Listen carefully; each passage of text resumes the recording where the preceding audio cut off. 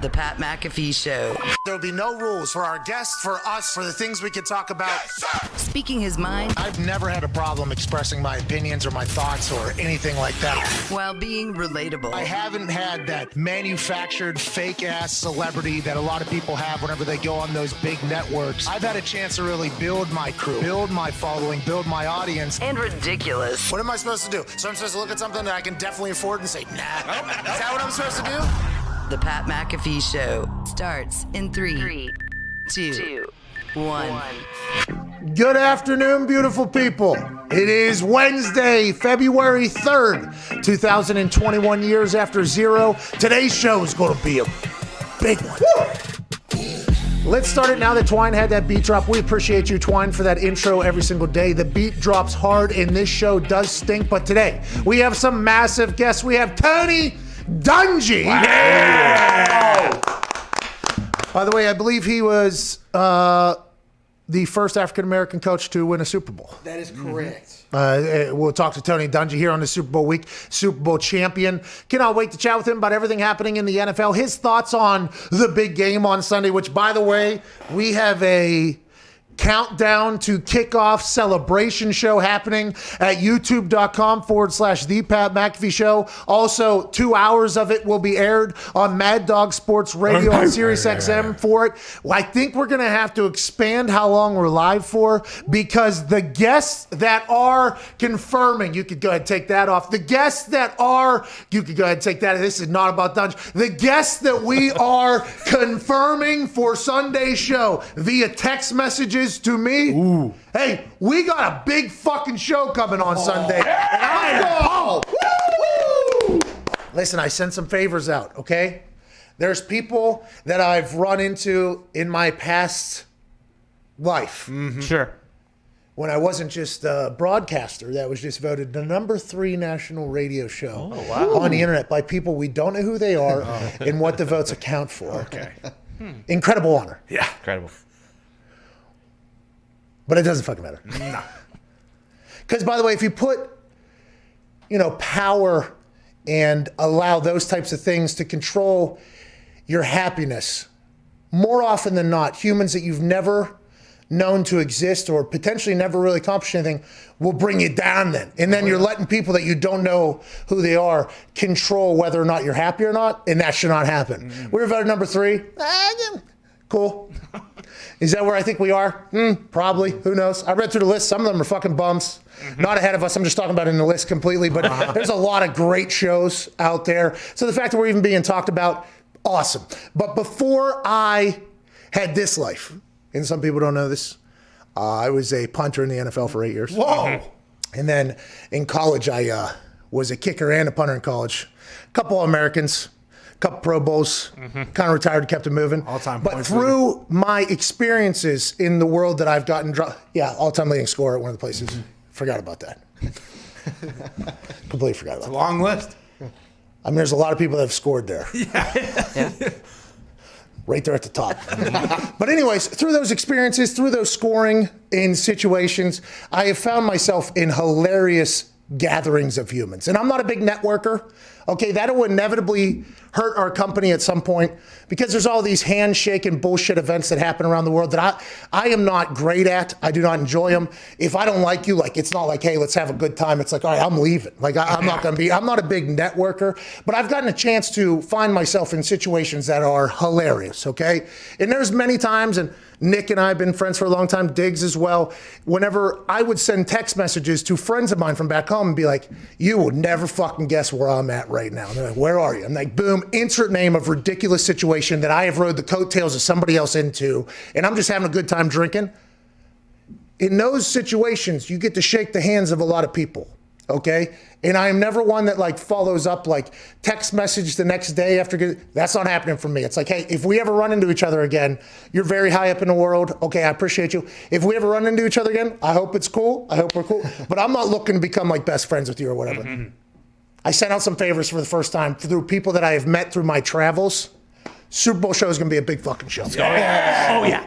Very pumped that the people I've met through my travels, though, do remember the times we had together and said, yeah, good times. Let's go ahead and do that again. Super Bowl Sunday is going to be fucking big. Huge. This might be our biggest one. So draft night, I think we had 70, 80, Definitely 75. 75 for sure. something 70 some thousand concurrent viewers on YouTube, which is insane. Every day we get about anywhere from 20,000 to, up over 50 at some points this year. And it's just insane to think about the amount of humans that are spending their day watching us. I think on Sunday I think we break that record on Sunday. Hell yeah. I think we do. I'm not 100% sure, okay? Nothing is certain in this world. No. Nothing. Especially this world. Oh, yeah. We've been putting out polls trying to grow it as much as possible, you know? I feel like that is potentially a little, like an A to B thing, like, hey, how do you get big possible? Oh, this little poll thing seems to be a way to kind of crack the code almost. Let's go ahead and keep this thing moving. We had 290,000 votes on a poll the other day. Damn.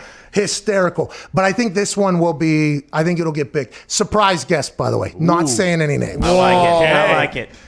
And in the world that we're in, by the way, if I really I don't want to say cared because I do care, but if my only mission was how do we get as many viewers and concurrent things as possible, I would most certainly just release these names. Absolutely. Just- Absolutely. Just very quickly go, Bubba will be joining us Sunday, 5:20 Eastern stuff. Come on. Like if I did that right now, then we'd market it and promo and people would be like, sure. okay, got to be there. Instead, not going to do that. I like the feeling of surprise. Yeah. I like people having that moment where it was like, had no idea this was going to happen. Here we are. We got a chance to do that for some live shows that we did, both in Indiana, Pittsburgh, Ohio. We had some scheduled from Michigan, Minnesota. Did not happen. The tickets sold. We backed out. We refunded money. We apologize. What I realized quickly is I'm not good on the road back to back to back to back to back. But those surprise appearances from guests, the reaction is awesome. And it's not similar because it's the internet, but I do believe there will be a couple people at home going, holy fuck. Yeah. And I'm pumped up about it. Well, and we say every day, huge guests tomorrow. And a lot of sometimes we don't know who's going to actually be on the show. You're not overselling this. You're Well, this not. one we had to lock in the guests. Right. We had to lock in the guests because Super Bowl is a busy day for a lot of people. So had to send out some forecasting text messages. And so I think it's going to be big. I think it's going to be good. I'm pretty pumped. And by the way, this is not like me at all. It's sitting right there. I would like to let everybody know. Yep. It is sitting right there in the chamber, okay? And at any given moment, our entire business strategy might plan or change because I might just say, we're going to be talking to who. Yeah. It is, but I think I'll be able to hold off for the good of the people. Okay. Yeah. For the good of the people.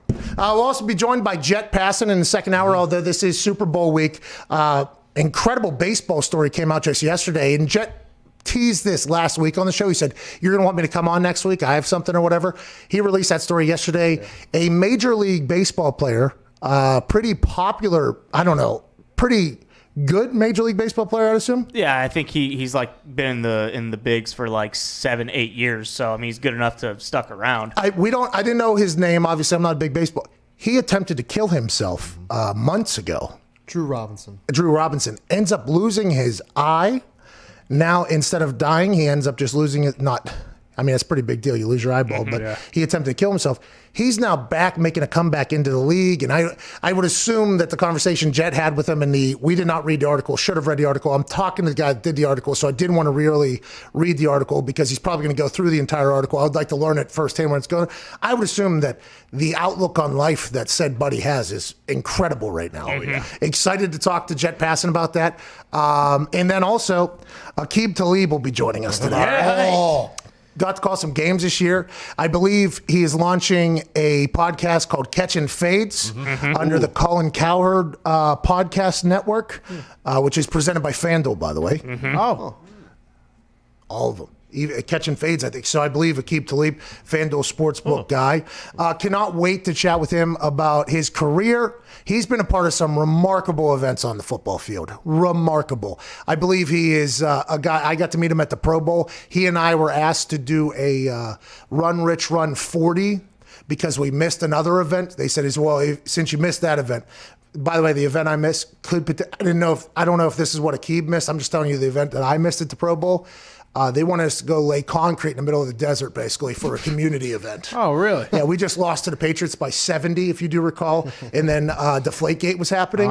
It was literally the next day after that we were asked. So I didn't really have an off season. I'm like, I'm not fucking pouring concrete in the goddamn desert. So I missed the event.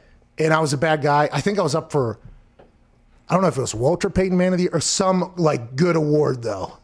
And I believe that was referenced that I chose to go golf across with some of my friends instead of going to the community event. Made up for it, I think, if you check my history with what I've done in the community. Just didn't want to do that the day after we lost by 50 immediately upon following that season. So I apologize. Vinatieri went, by the way. Wow. Yeah, Vinatieri went. I got a call and a text message from him at the event, because he was actually on the other team. Because that was the year that they drafted Chris Carter and I don't remember who the other coach was. Chris Carter and somebody. They drafted the teams, So me and Vinny make it together for, I think, the second time in the history of the NFL. Leckler and Janikowski made it together. And we get drafted. We get drafted as separate teams, so we couldn't play together at the Pro Bowl. Michael Irvin. Michael Irvin, yeah. So he was drafted Michael Irvin's team. I was drafted Chris Carter's team. We went to separate teams. How you doing? Keep it moving. He went to event, though. I was on golf course. He sent me picture of him working. I sent picture of massive amount of booze and golf clubs. And that's why Vinatieri's Vinatieri, by the way. In hindsight, that's potentially why Vinatieri's Vinatieri or whatever. But that's 100% on me. Aqib Talib. I don't know what event he missed. I'd assume he missed some event there because there was a lot. The Pro Bowl was a lot of things. Okay. Got to do this, got to do this, got to do this. This has to happen. Got to go in here, do this. You get to, sorry, don't have to. You get to do this. You get to do this. Please do this. Please do this. This whole thing. So he must have missed something. I don't know what event. We had to do the run, Rich, run thing. I had like a 5-6 minute conversation with him right there. Awesome. Like electric conversation. I don't think I've ever heard any teammate of his say they didn't love him. So that is a big deal in my eyes. Like, hey, how do your teammates feel about you? Let's go ahead and let's get their view on the entire thing. Everybody loves Aqib Talib. Cannot wait to chat with him in the third hour alongside AJ Hawk. At Tone Diggs is here. Boston Connor is here. Ty Schmidt is here. At Viva La Zito is here with a YouTube poll. Today's poll, Zito, is he can be found on our YouTube page, youtube.com/The Pat McAfee Show in the community section on our YouTube. Oh, yeah. Poll today is, what food are you eating for the Super Bowl on Sunday? What do you want to vote for? I haven't picked yet. Pizza, dude. Hell yeah. I mean, Diggs is not. No. Wings is up 56%. I was Pizza shocked. 44%. Holy shit. How many votes have been had? 6,000 votes already in 14 minutes, okay? 220,000 votes on the one yesterday. 290,000 votes on the one from Monday. Jeez. Yeah, wait till we put out the Friday one. It's like, hey, Yeah. you got Buccaneers or Chiefs, dude. Like, just go ahead and let that one eat. That one's going to go everywhere. go in? Shout out to YouTube, by the way. Yeah. And shout out to Sirius, obviously, having us on channel. We really appreciate it. Thank you.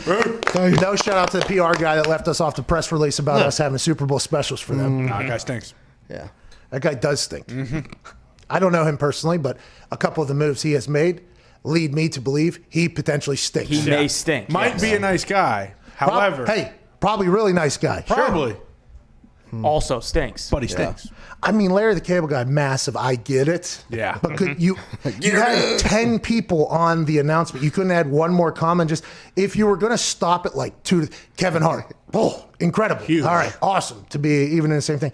But whenever you list out, I'll read it. They listed out 10 of them for this thing. I mean, 10 of them. Didn't know 7 of them. What's that? Didn't know 7 of them. Yeah, hold on. Let's. At least. Here's a press release. Ready? Listeners can tune in to special programming from Kevin Hart and the Plastic Cup Boys. Hell yeah. Check. They're awesome. Fair. This is happening on Sirius this week, okay? Okay. Kenny Chesney, Uncle Kenny. Okay. Uncle Kenny. When sun goes down. When sun goes down. I like Kenny Chesney a lot. Love Kenny. His lyrics are actually rather remarkable if you listen to them, but I learned after he released an album, and I forget the name of it, had a bus on the front of it.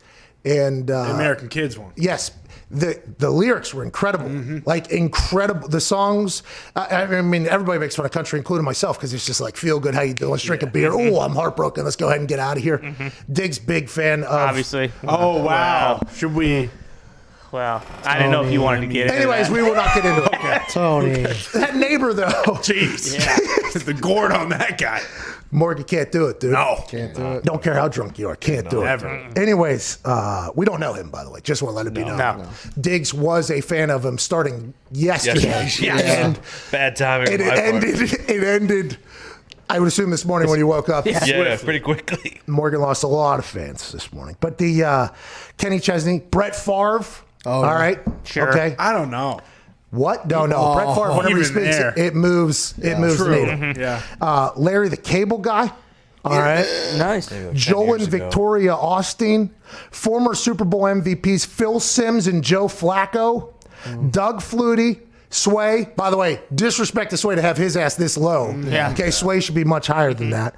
Charles Woodson and others. You're telling me you couldn't do 1, 2, 3, 4, 5, 6, 7, 8, husband, wife, 9, 10, 11, 12, 13. You couldn't just add one more comma and put us in there? How about Chris Mad Dog Russo? Yeah. What about Chris Mad Dog Russo? Well, what I don't understand, too, is, I mean, I get that they're big on serious, but what the hell does Joel Austin do He's got about Easter bee football? coming on. Bingo. Oh, there That's it is. what it is. There it is. And you know what he'll say? In every locker room, they pray. Just like we're going to do right here for the next 3 hours. And if you donate, I don't know, $10, I'll put in a good word. You donate 20, I'll tell you what will get you to the front of the line. You donate $100 to us right now, you're in heaven. I'll say it. That son of a bitch got a stadium down there in Houston. yeah. Stadium. PPP, please. Oh, yeah. But he's got a stadium. So I believe he wouldn't open his doors when something happened. I can't Oh, remember. I remember. Yeah. There's a lot of the things floods there. down there. Oh God, you know. But the Joel Austin that's his business. He's big. We're not saying any of these people aren't massive celebrities. no. Okay, Joe Flacco, Phil Simmons. All right, Phil Sims, Simmons. Bill Simmons. By the way, Bill Simmons Phil. on there, all good. Like Yeah. all these people on there. But you have 13. You can't just add Chris Mad Dog Russo at 14. And why not us at 15? So I appreciate Sirius. Obviously, the opportunity to be on Sirius is very cool. Awesome. We get a chance to, a pretty intimate relationship with a lot of people. But what YouTube is doing for us is unbelievable, and I'm very, very thankful. Very, very thankful. Willing to leave, but very, very thankful. Good platform, but there's others. Yeah, we got a business we got to run too. We got families. We got houses being purchased. Yeah. Foxy's looking at fucking houses right right. now. Can't wait. You know what I mean? There's things we got to do. But I do love this YouTube. And I like Sirius a lot. But this guy seems to stink at his job. Not as a person. No. But at his job. He stinks. Speaking of stinking, whenever you're Andrew Luck, I would assume every single word that's said about you is one that you have to either not know about because you're just living your life, which Andrew Luck, I think, has anybody heard? He's completely you never see that from anybody, by the way. Off the map. And I think it is a perfect depiction of what Andrew Luck is, by the way.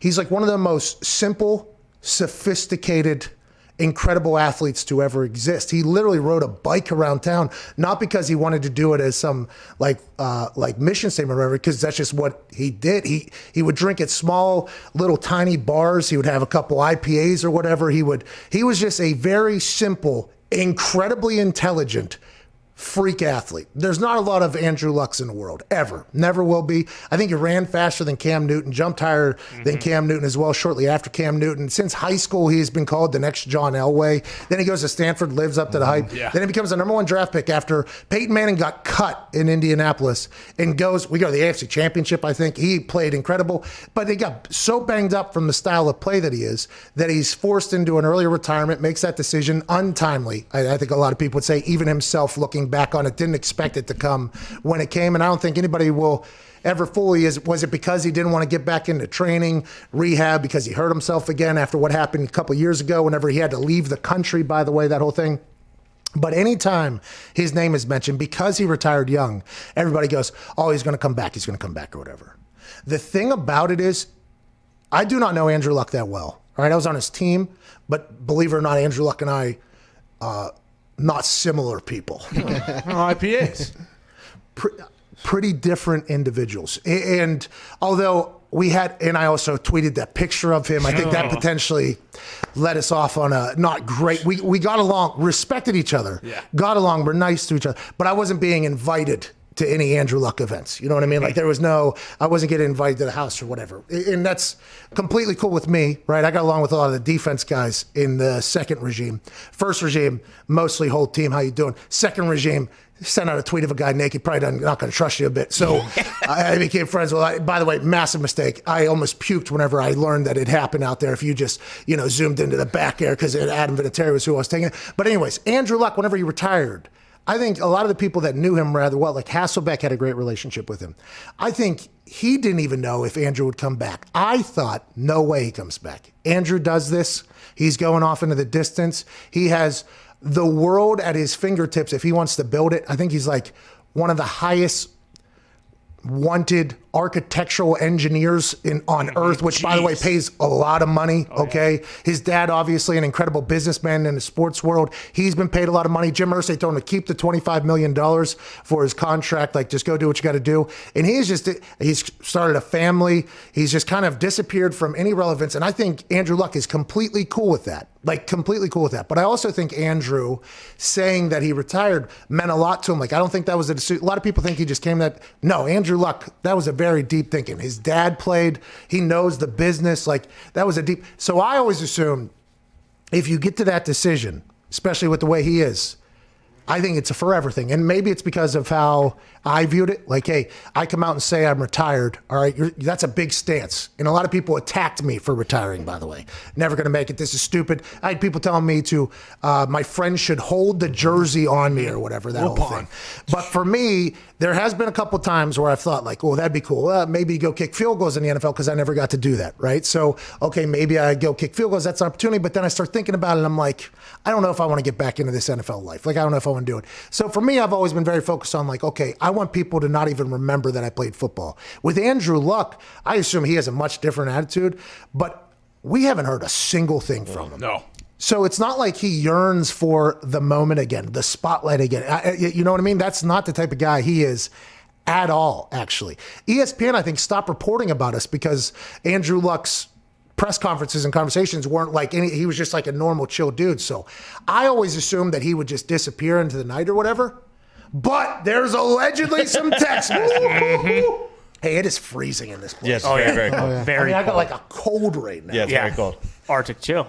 Yes. Arctic blast or Arctic chill? Well, Both the of Arctic blast is giving us an Arctic It's chill. coming from the north. Anyway, so it's cold though. Yeah. I was asked this morning, I was on a couple serious shows talking about Super Bowl. They're like, you're in a cutoff. Are you cold or whatever? And I was like, no, it's a state of mind. But I could see my breath while I was like, yeah, I'm a bit chilly at this point. But I threw 617 punches last night in a knockout win in the fourth round. Feeling pretty good about where we're at. Anyways, I'm in training, by the way. Mike Austin at Kareem Jumpman. Two favorite basketball players, if I guess. Mike Austin is from Indiana, I believe. I've looked at his Twitter profile. He tweeted at Ricard on Sports, which is a show, by the way, right? I assume. My wife has a mutual friend with Nicole's best friend, which is the wife of Andrew. I think this answers a lot of our questions, Mike says. This was Sunday or yesterday. I'm not sure. Then if you zoom in on those text messages, it is allegedly Nicole P., who is Andrew Luck's wife's name is Nicole. Mike Austin is tweeting these pictures because his wife has a mutual friend who just so happens to be Nicole's best friend. Correct. Right? So Nicole's text allegedly is, Lucy just spoke a full sentence almost. Ha ha ha. Okay, massive moment, right? Your baby just spoke a sentence. Yeah. This is how tight Mike Austin's wife's mutual friend is with Nicole, okay? Very tight. No way, says Mike Austin's wife's mutual friend of Nicole. Yep, it was the cutest thing ever. Andrew didn't know what to do. Smiley face. So Thursday, do you want to run to Saks with me and Laney? Andrew is having a meeting with Jim around noonish. Absolutely. Jim who? Okay, so Nicole's best friend got a text message from Nicole, just using the word Jim and just say free, like whatever, just Jim, and then her best friend didn't know which Jim she was referring to, is that really a best friend that you would be telling that your baby just had a full sentence to? Yeah. Questions. I have questions, but allegedly this is from Nicole. Absolutely, Jim who? And then Nicole answers, Jimmy with the Colts. Jim Irsay. Jimmy Colts. Jimmy Jimmy with the Colts. Jimmy Horseshoe. Jimmy's cousin. Jimmy Horseshoe. Jimmy, the guy that gave us $25 million. Jimmy. Jimmy with the Colts. WTF? He misses football, huh? We told him he would. So this person told Andrew Luck that he would miss football and doesn't know who Jim is when Andrew Luck's wife texted Jim meeting at noon. All right, okay. Misses is an understatement. If he does play again, this is the first stop. We all hate when he's gone for a day or two at a time, but he'll be so much happier. We all know he misses it more than anything. Okay, and I would like to say this. As a Colts fan, I'll tell you what, I hope Mike Austin's wife's mutual friend is Nicole Lux, or Nicole, I don't know her last name is, it has P there, her best friend. By the way, congrats on the full sentence. Yeah. Lucy. Big news. Okay. Congrats on him potentially getting back into football. All Indianapolis Colts fans. Yeah. Hell yeah. That's awesome for us. But a massive fuck you to Nicole's best friend who leaked these text messages, Mike Austin, his wife, and everybody else. Yeah. Because this is completely slapping privacy in the face of any person you're trying to basically extort information out of now who you're supposed to be a best friend. So it doesn't look good if it is real for the people that leaked it, right? You're a terrible person. All right. Horrible person. You're a bad person for doing this. Unless Nicole called them and said, hey, you can do Leak this. it. Then we are misjudging you completely. But if that did not happen, you're a terrible person. And also, if it did not happen, this is a very interesting time to be a Colts fan because the internet took over and was like, we got a guy. Yeah. God, I saw a lot of tweets. We got our guy back because Andrew Luck is phenomenal as a football player. He is a guy, and we were in on the Matthew Stafford thing. That would be amazing. There'll always be hope. But I'll tell you what, whoever made this, if it's real, you're a terrible person. And if it's fake, I'm sure Andrew Luck hates you for putting his life into this situation because he's going to have to come out and talk about this. Yeah, I mean, I think it's complete bullshit, but hey, guess what? Andrew Luck might be coming back. Jimmy with the Colts. He still wants him. Here we go. Does Andrew even care? Oh, sorry. No, go ahead. What are you going to say? Does Andrew Luck even care? Who knows? I want to let you know I've never talked to him, but I would assume I would assume that people who do talk to him are probably telling him about what's going on right now, and at some point you will hear something, hopefully, or maybe not. Maybe Andrew will just be like, "Nah, I'm not answering every single thing," which is what, by the way, Aaron Rodgers did. I'll just. What did he say? Kill him with indifference. Kill him with indifference, which is awesome, by the way. Tony Dungy will be joining us right now. Ladies and gentlemen, Super Bowl champion, legendary coach. Not on yet. Almost. So, Andrew Luck. Yeah, for Andy Luck, though, actually, how long does it take him to, get back into full football shape? Who knows? Gronk took what, 1 month, 2 months? But also, at the beginning of the Gronk was season, cheating. it was a little slower, and he wasn't really running sprints, yeah. True, but what did it take him? 2 months? 8 weeks, probably? Is that how long it took? I feel like Andrew's in shape at all times, right? We don't know. We have no idea. Probably lost a lot of he weight. showed up. There's those He showed up photos. one time, very small, Oh, yeah, you're right. and then he showed up one time, and it was like massive. Ripped up. And whenever he played, by the way, he was a massive man. Oh, yeah. Andrew was massive. He was freak athlete. Joining us now, ladies and gentlemen, Super Bowl champion, legendary head coach, now NBC sports analyst, ladies and gentlemen, Tony Dungy. Yay! Tone, how's it going? Hey, doing well. How are you guys? Oh, you got a Jeep. Going to pop the top off down there in Tampa. Yeah, I didn't want to have the top off and just make you guys totally jealous, so I left the top off. But it's a nice day for the top to be off down here. Yeah. Well, it's 20-something degrees back here in Indianapolis. Come on back. Come on back. We miss you. Come on back. Can't wait.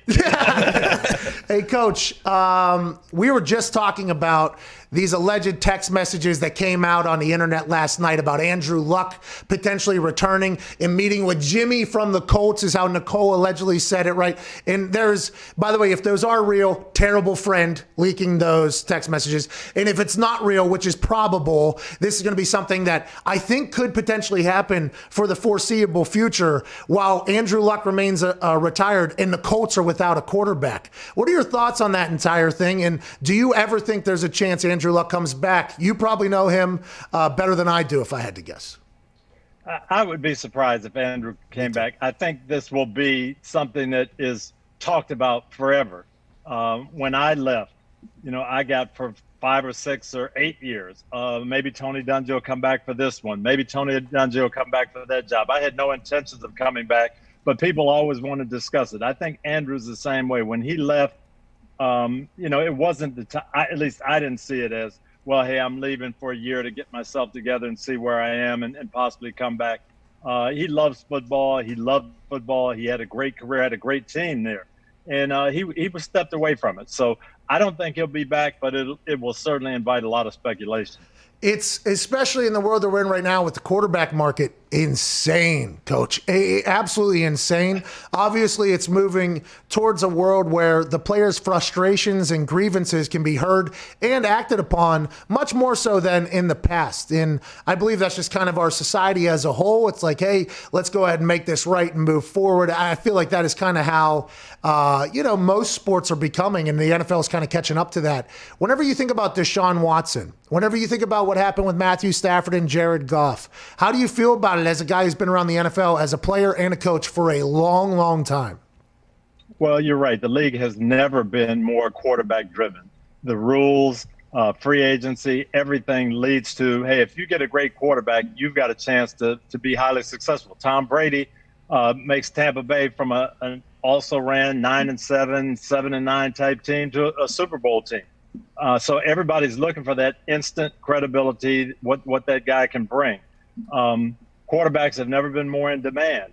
So I think this is just the tip of the iceberg. We're going to see this more and more and more as the years go on.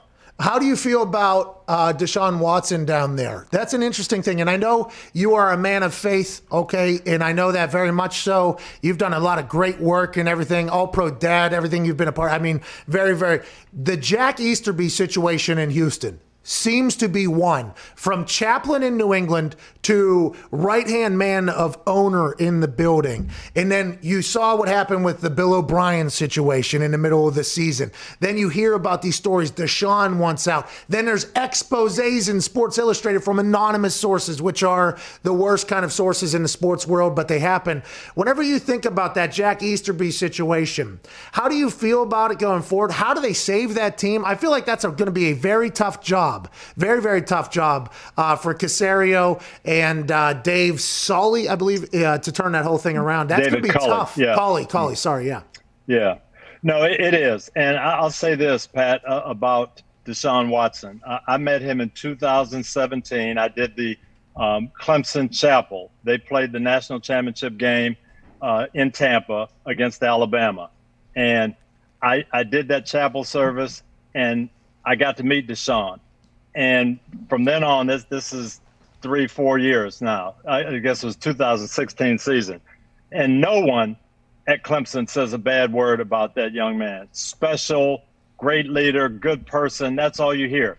He goes to Houston as their number 1 draft choice. The first thing he does is give his entire first game check to the cafeteria workers who were displaced by Hurricane Harvey.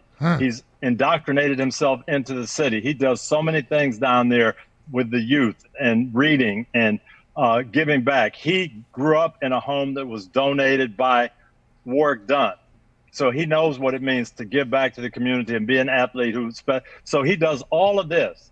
And he is one of the most endeared people in Houston. And now, for some reason, says, hey, it's over. I don't want to play here.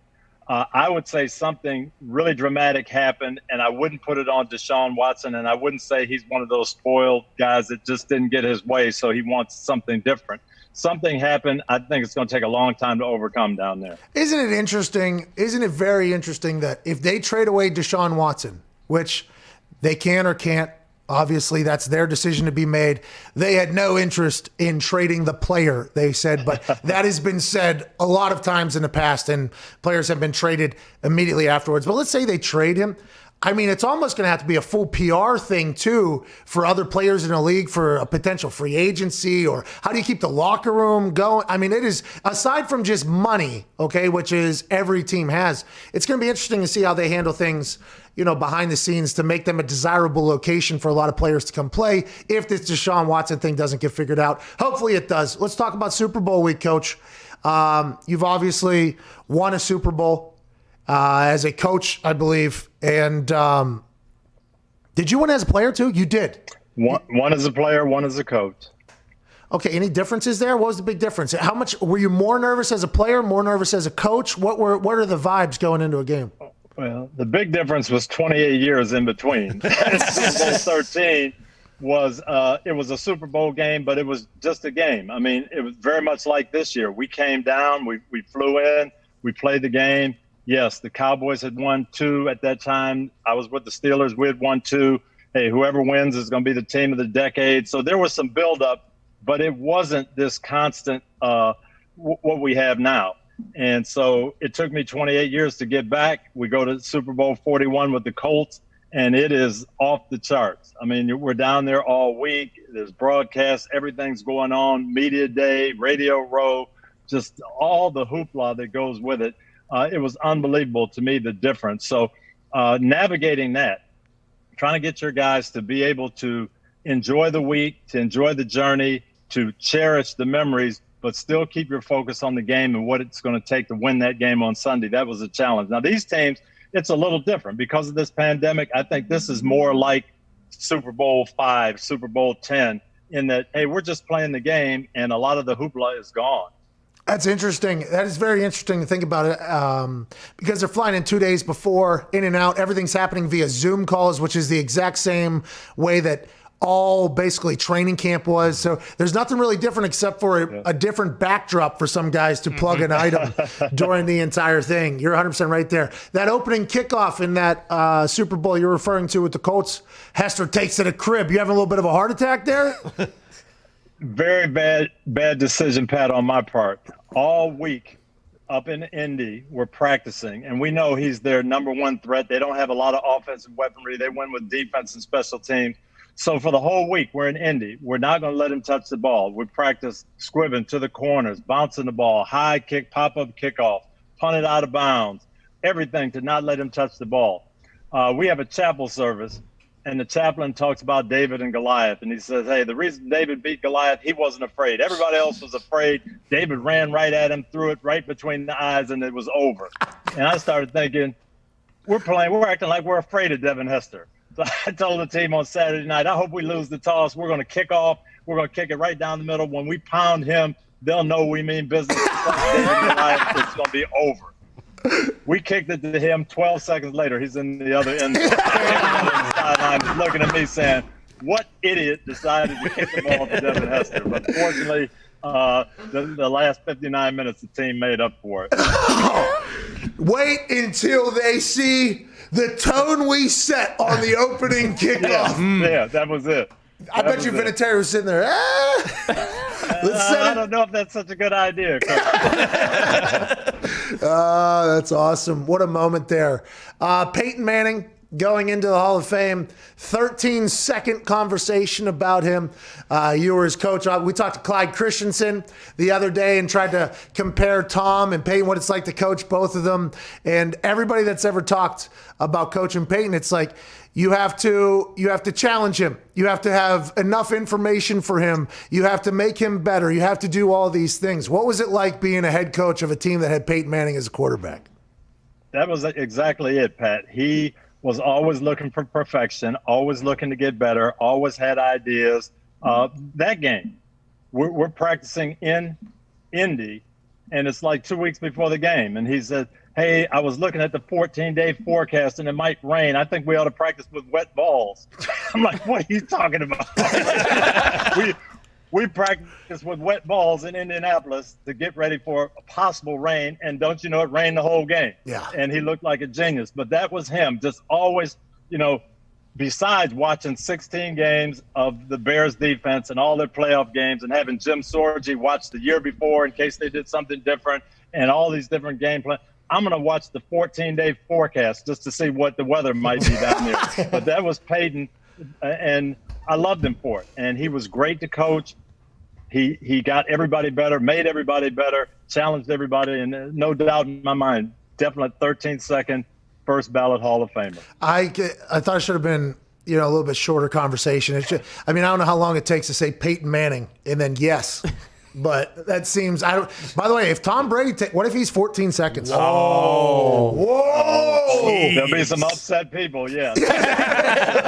We are setting up for that conversation at some point now, inevitably. The thought of him walking into your office, though, and saying, I was watching Weather Channel, Jim Cantor said there's a chance of precipitation coming. That is an insane thing. Have you ever been around anybody else that was like that? Was that a very new? Because the legend is when Bill Polian was interviewing Ryan Leaf and Peyton Manning at the Combine, Peyton came in with a briefcase and interviewed Bill Polian, basically. It was like it was one of those things. Yeah. Is there anybody else ever that has been like that, or is it just a different level? Because I got to witness the end of it, and it made me a much better punter, even though I played nowhere near the same position. And I told Vinatieri this when I was talking to him a couple weeks ago or whatever, now that he's working with his son, AJ, His son, by the way, great punter and great kicker. He's going to be in the league or whatever. But I was talking to him about how it wasn't until I realized how mad Adam got when he missed a kick in practice, right, on like a Wednesday, that I realized how important, like, every single day, every single day is a game day. And I think there's only a few guys that are really like that. I would assume Adam got that from, obviously, when he was in New England, and when he joined, he probably saw how Peyton looked at that as well. Was there numerous people that you've met that have been like that, or is Peyton just the person that is the most detail-oriented? I was around a lot of driven people, but nobody like that. And you're right. Every day was perfection for him. Mondays for us, Pat, usually the theory was that would be the day that the backup quarterback, the receivers who didn't play, the guys who didn't play, that's when they get their practice time. And so Monday's schedule was for Jim Sorgi and the backup receivers. And Peyton would always come in and say, well, I've got these 8 plays that we didn't run exactly perfectly. Let me start with those, and then you can get Jim in the practice schedule. And he was like that with everything. And Saturday, he'd come in with a yellow legal pad with about 20 notes on it. Hey, this play wasn't perfect on Wednesday. We need to run this one again today. This one was a little bit off. Reggie ran this route at 13 yards instead of 12 on Friday, so we need to run this again. He'd have 100 plays for Saturday. I said, we do have a game tomorrow. Play the whole game today. But that's just how he was, and it made everybody better. It was awesome. You guys obviously won a Super Bowl together. He went on to win another one at Denver. What a legend, man. What do you got, Ty? Coach, there have been a lot of rumors about Aaron Rodgers with the Rams reaching out to potentially get him, and now they're saying there's chances that he could go back to San Francisco, even though the GM said, he's staying put, we're not trading him. Do you see there being any way that Rodgers could move this offseason? It happens. Crazy things happen. Unbelievable things happen. I never thought I would see Joe Montana traded from the 49ers, but it happened. So where Green Bay is, I think they're very close to a championship. I don't think I would break it up if I were them, but you never know in this business.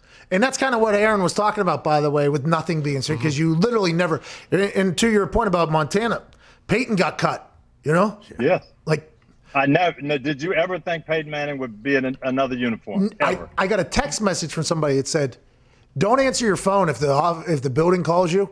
They just cut Peyton. I was like, whoa, unbelievable that happened over there. Connor, what do you got? Coach, it seems like teams are starting to trade their first-round picks to kind of build their future team in free agency. Do you see that as the smarter move? And was that also common when you were in the NFL?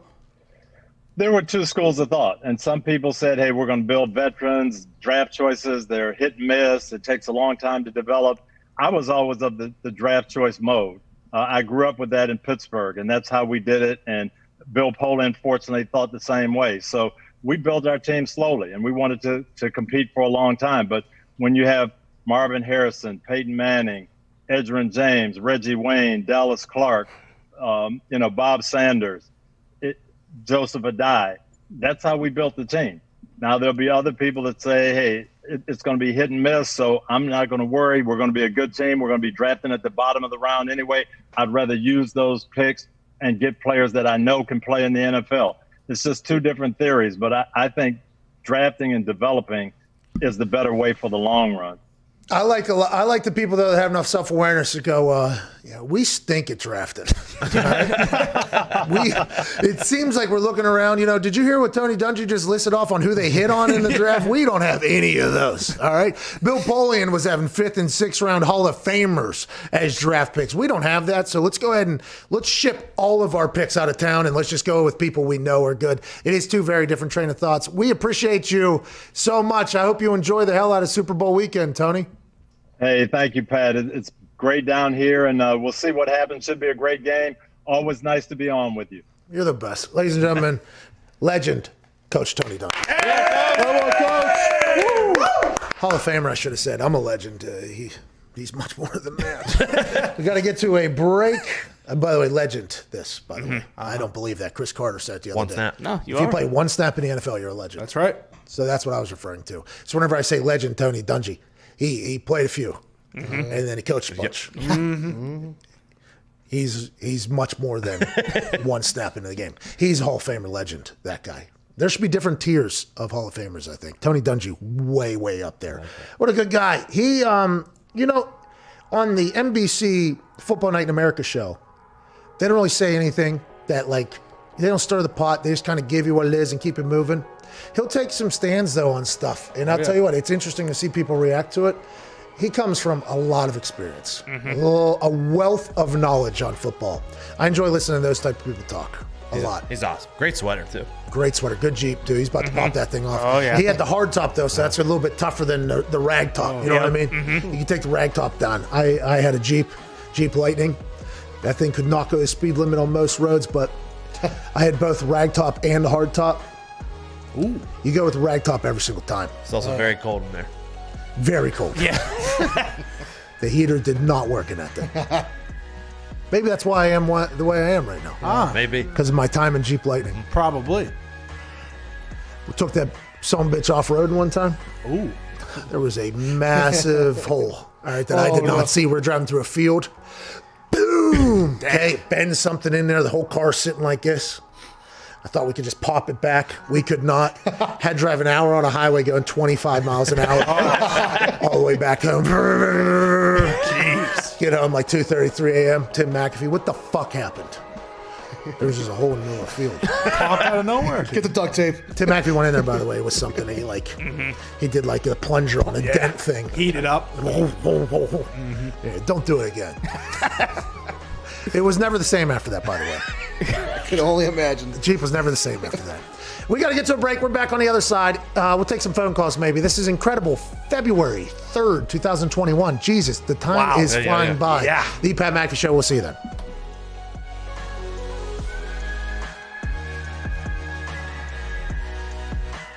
We are moments before going out onto the field and kicking some field goals to raise a crap ton of money for the kids.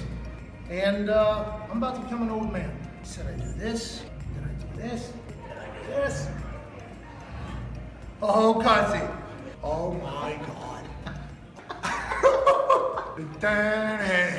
You want a little bit of that grandpa? Hey, you see, you go, and then, I'm just so excited we can raise some money because that's what we're here for. What's going on?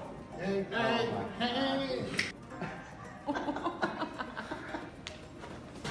It is hard to see down.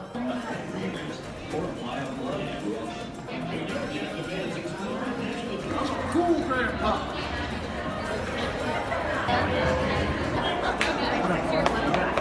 There's no way I lived this long in real life.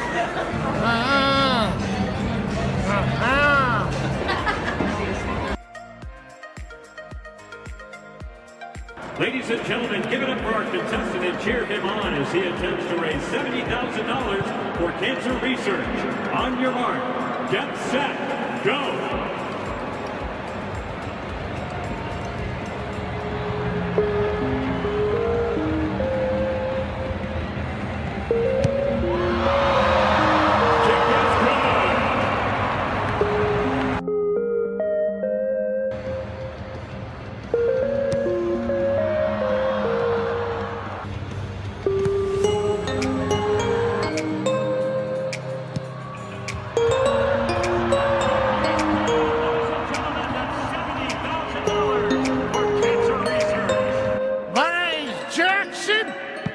I've been a fan of the Colts since the Mayflower came from Baltimore.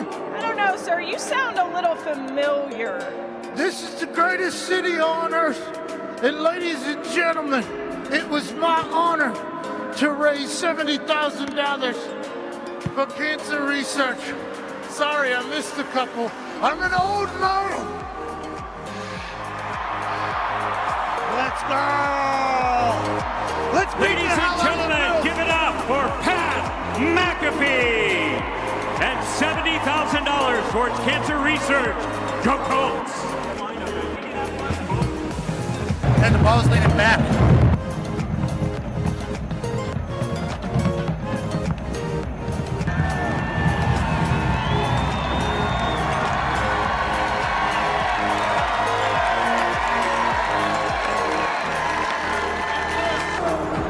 Couldn't see. It's a lot more difficult seeing. Hi! Old man's got a hammer.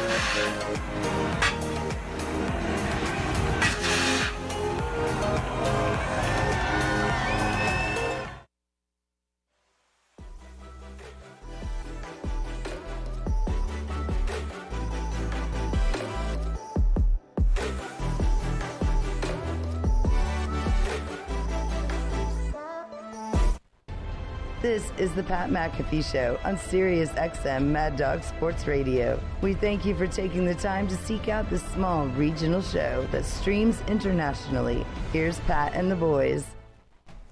Pretty cool. Not bad. Awesome one. That was a good one. That was well thought out. Mm-hmm. Good delivery, kind of deadpan. Clean. Very clean. Yeah. You know what else is clean? What's that? Whenever you wear the best shorts and pants in the game. Oh, hell yeah. Sex is cool, but have you ever tried built-in underwear? What? Yeah.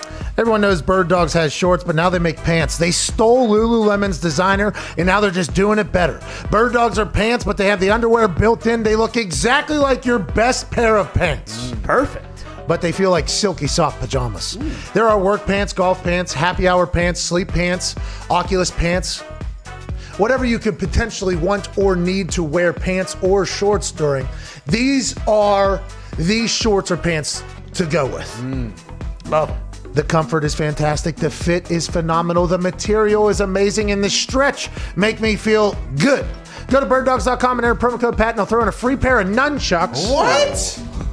Yeah, free pair of nunchucks. Wow. You heard that right. Nunchucks. You get an actual murder weapon along with your pair of bird dogs. That's birddogs.com, promo code Pat, and boom, free pair of nunchucks. Whoa. With your pair of bird dogs, you will not take these things off. By the way, look at little me. There we Little go. me. Little me going, hi, da! Damn. Shout out to bird dogs. Shout out Bird Dog. Shut up. The best.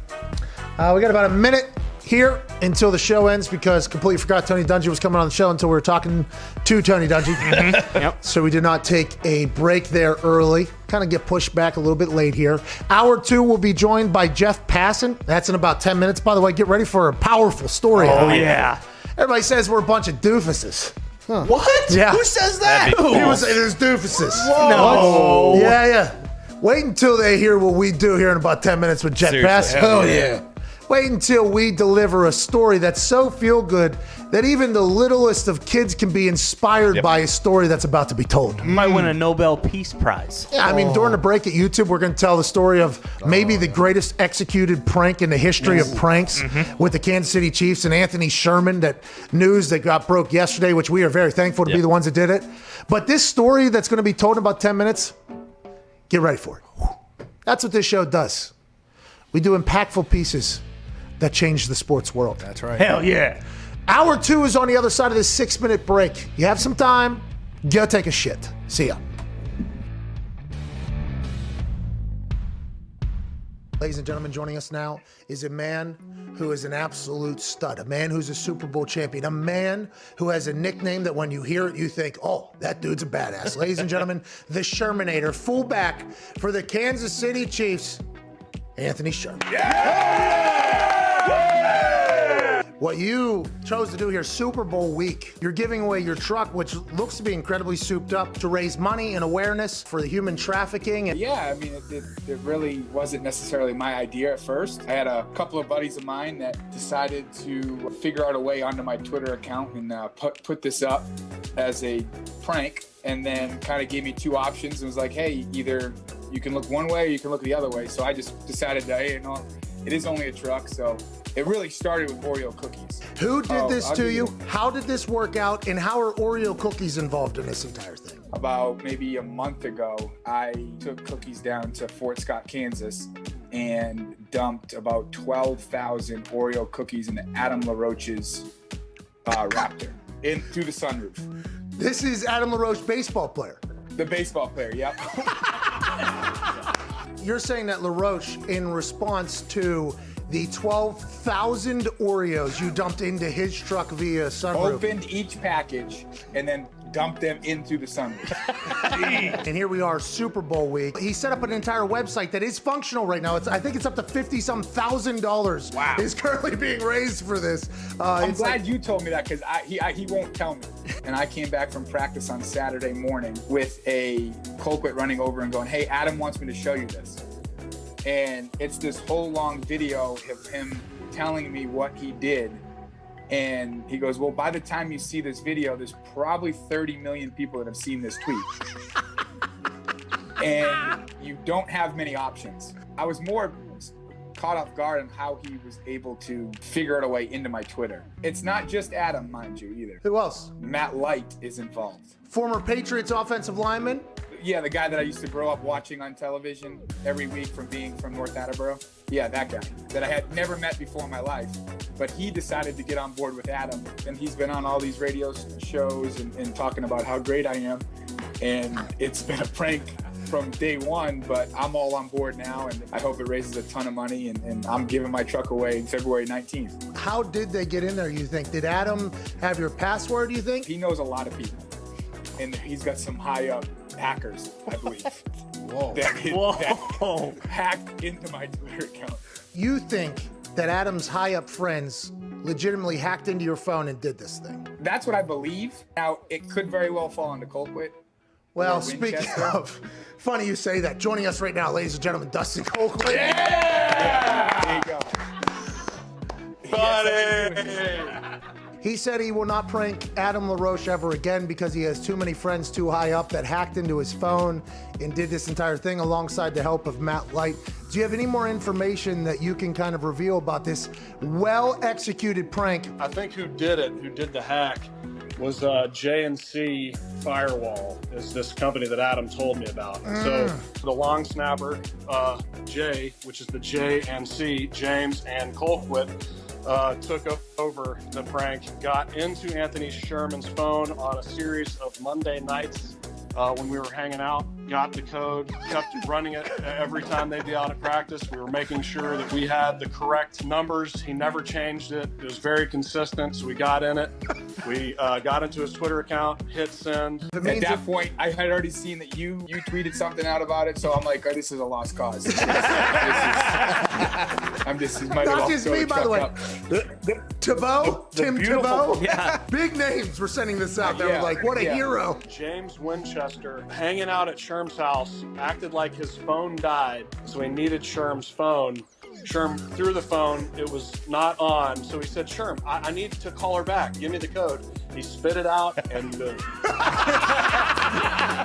James Winchester is Danny Ocean. And the real hero of this whole thing, the Shermanator, is doing a great thing to raise a lot of money for human trafficking awareness and to end that whole thing. What a hero you are. Yeah. Thank you, sir.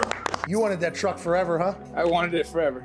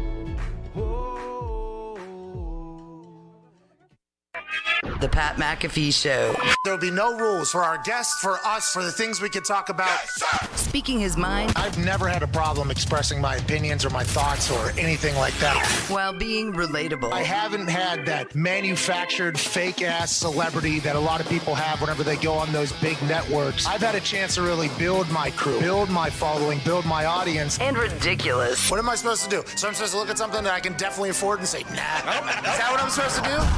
The Pat McAfee Show starts in 3, 2, 1. Welcome back to said show. It is Wednesday, February 3rd, 2021, years after zero already. And a big guest joins us immediately following that beat drop. Joining us now from ESPN, a man who knows everything about a sport that used to be considered America's pastime. Coming on to talk to us about an incredibly inspiring and powerful story that he debuted yesterday on ESPN Plus. Ladies and gentlemen, Jeff Passan. Yeah! Oh, yeah! Woo! Boy, Jet! Attaboy. I was leaning to the side last time I was on, so I want to make sure that I'm in the middle. I'm in the right spot. Do I look centered? Am I all right? No, you're a little bit off still, but whenever we go to the full cam, you see, go to the full cam. See, now. Yeah, now what a disaster. We were going to tell you last time, you looked terrible last time. Yeah, I looked Horrible. like total horseshit. It was awful. You sounded cool, though. Yeah. You know, so it kind of, you know what I mean? I was like. Balance things out a little? Yeah. Because we didn't want to be like, hey, Jet, come on, move to the center of the thing. This is a professional operation. But then the things you were saying were so good. So we're like, all right, we'll just that makes up for it. Jet, always great whenever you stop by because I get a chance to pick up the old bat and learn about what's going on in the baseball world. You debuted a story yesterday that was incredibly powerful. And I would assume that whenever you told us last week, hey, I have something coming next week you're going to want to talk about. That was what you were referring to. And by the way, you're 100% right. What an incredible story coming out of Major League Baseball right now. Before we get to that, and I first off, I appreciate you having me on. You're a good friend. You're a good person. And the reason that I brought it up last week is because the audience of your show is exactly who this story should be talking to. But I want to go through the mechanics of what happened. When I said this last week, the baseball world somehow thought that either the New York Yankees were going to get like a cheating allegation against them, that the Mets were going to turn into a giant sexual harassment disaster, that I was going to have some kind of like terrible story. Am I the Grim Reaper? So is this something new that I don't know about? I don't think this is technically your fault, but anytime you tease something, and I watched it, by the way, I didn't even know there was a baseball Twitter. There is. I told Jeff, I said, I didn't even know this was happening. There was a lot of reaction to what there was people clipping the show, not adding anybody, so I didn't even really know it existed, but then I was getting added about it, and it was big baseball people talking about it, and it was all incredibly massive expose-like stories that were being projected out there. And let me tell you why. When you tease something, they expect something big and terrible. And I was a little bit worried that you were potentially going to fall into the trap that Jay Glazer fell into at the beginning of this quarantine. Now, Jay Glazer has worked himself out of that because Jay Glazer is a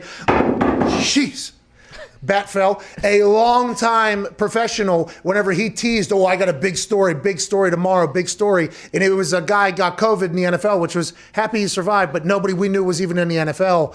That was, I thought, was potentially going to happen with you when you're like, hey, big story, the overhypeness of it.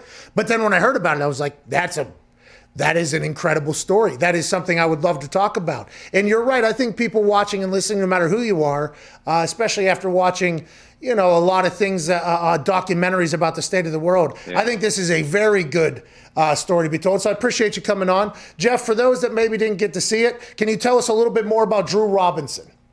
Yeah, Drew Robinson was with the Texas Rangers for a couple of years, moved to the San Francisco Giants, sort of a guy who was always going to be fringy between a AAA and a big league player, and ends up with the Giants last year.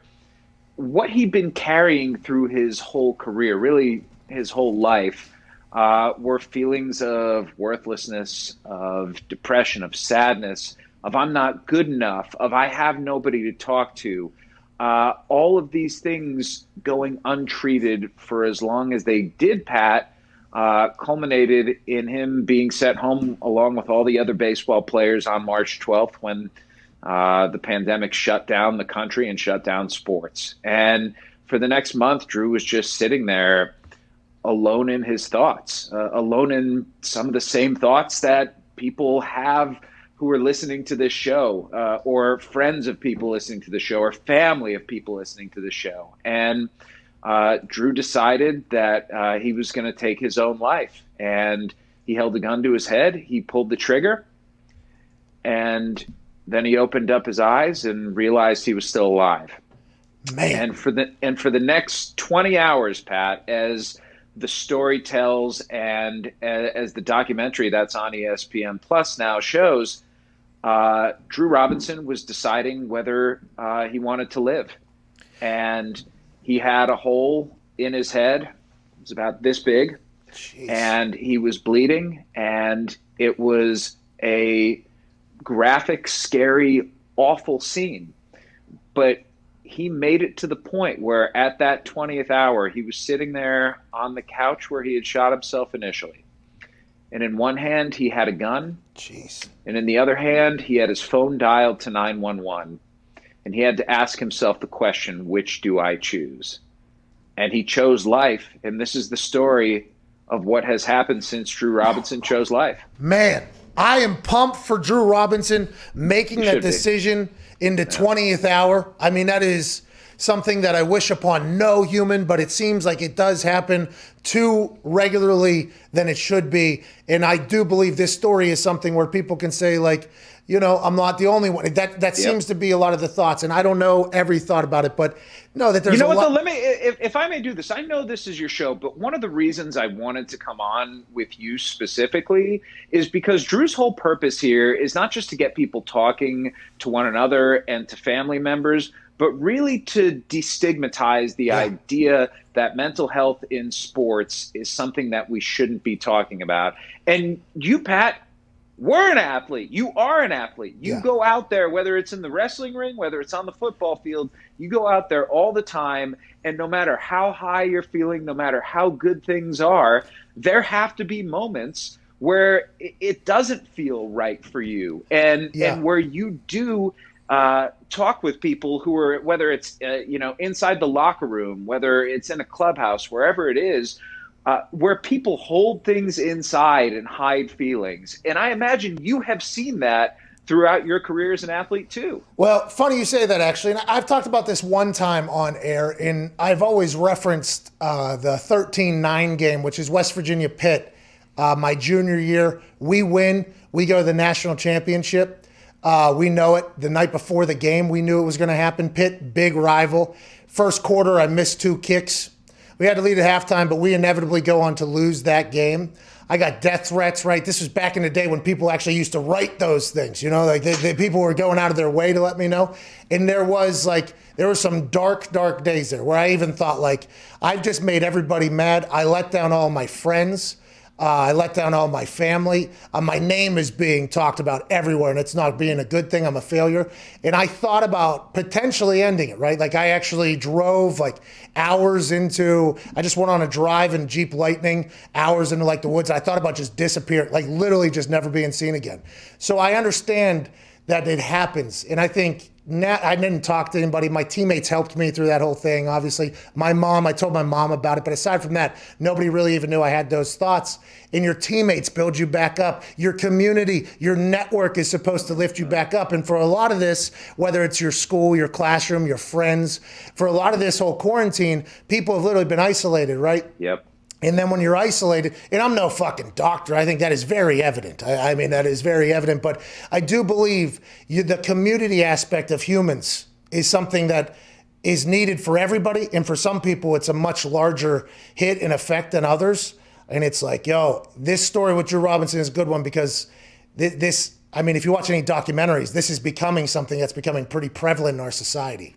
Yeah, I mean, the CDC took a survey of people from 18 to 24, came out in August and said 25% have had suicidal thoughts within the last couple of months.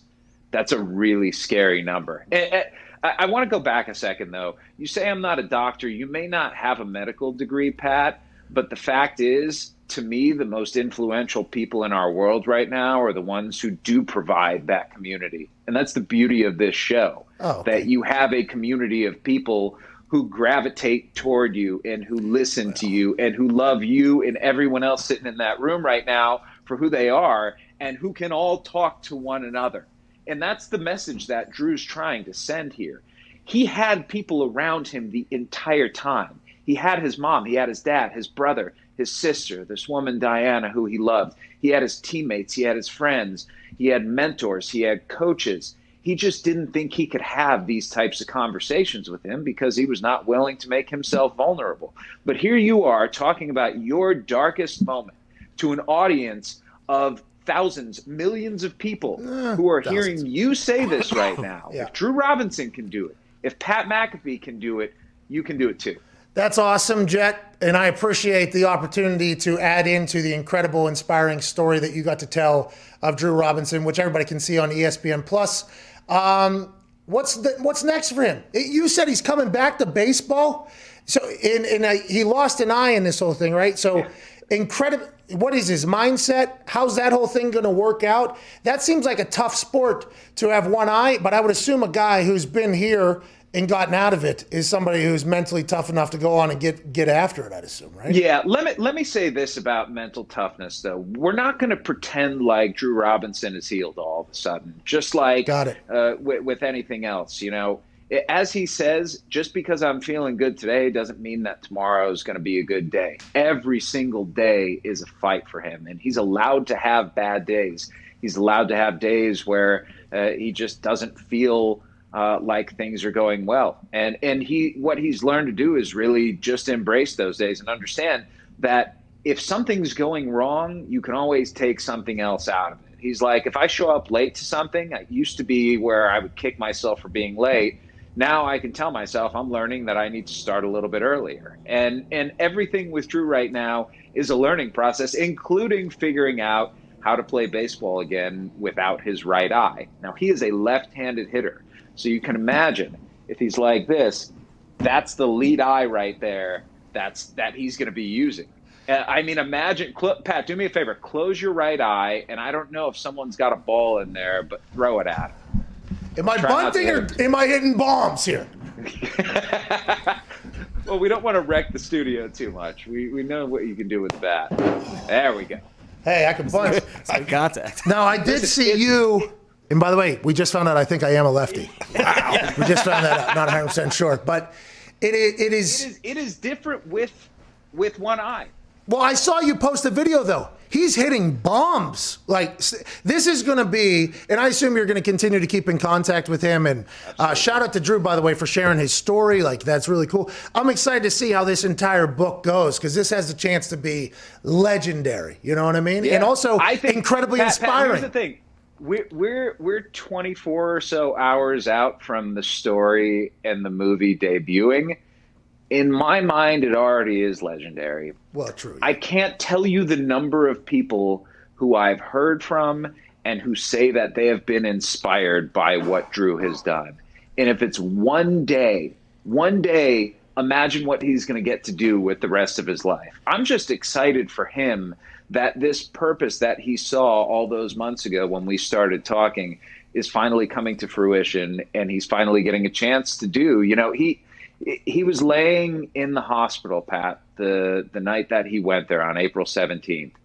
And his older brother, Chad, who was a baseball player and someone he looked up to forever, called him. And Drew doesn't remember this, but Chad remembers it clearly. He was asking Drew questions. What happened? Why did you do this? Are you okay? And all Drew could say to him was, I'm meant to be alive. I'm meant to be alive. I'm meant to be alive. Oh, that's awesome. And you know what? Right now is why he's meant to be alive. Yeah. Hey, definitely legendary. Incredibly inspiring.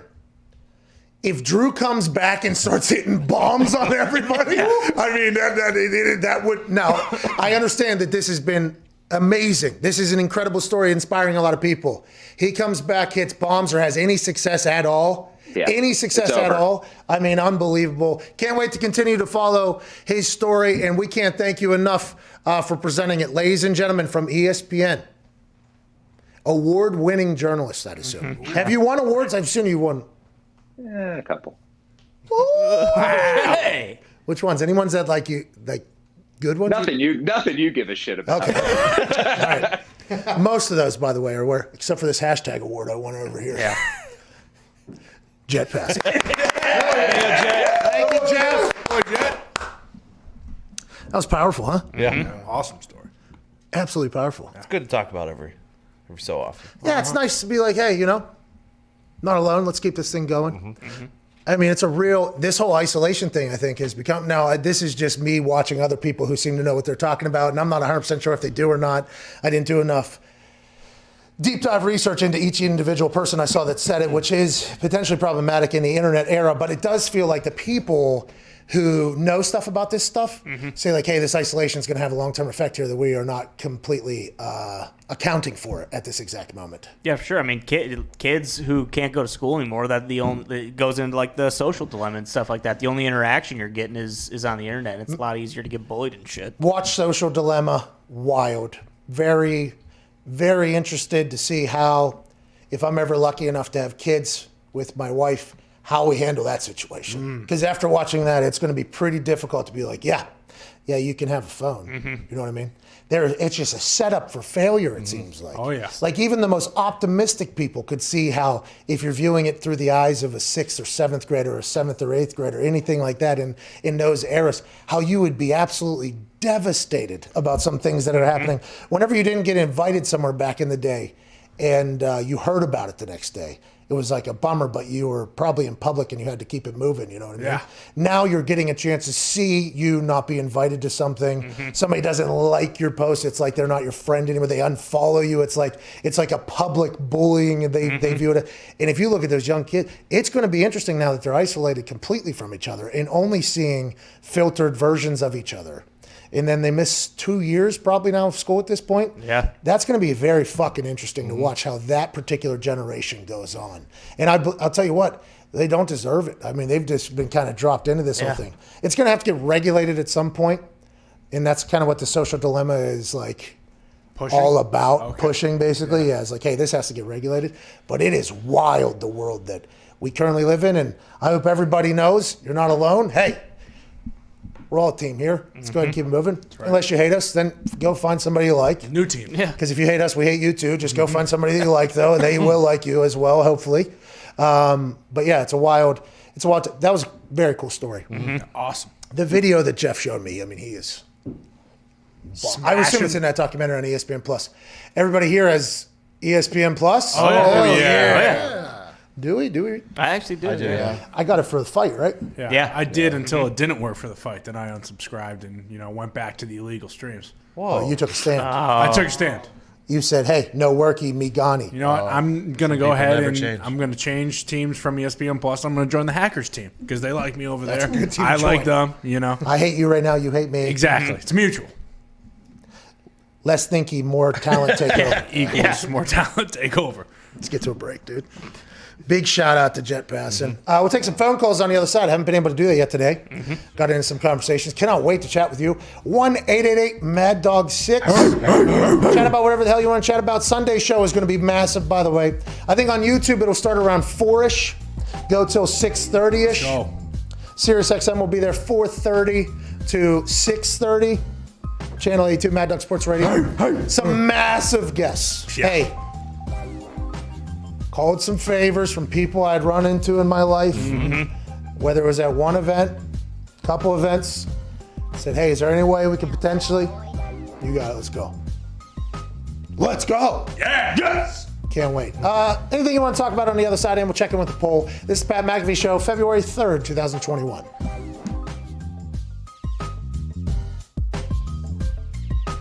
I think I've realized this year with the conversations, you do seem to be a rather normal human, which is very interesting, right? I assume for a lot of people to hear.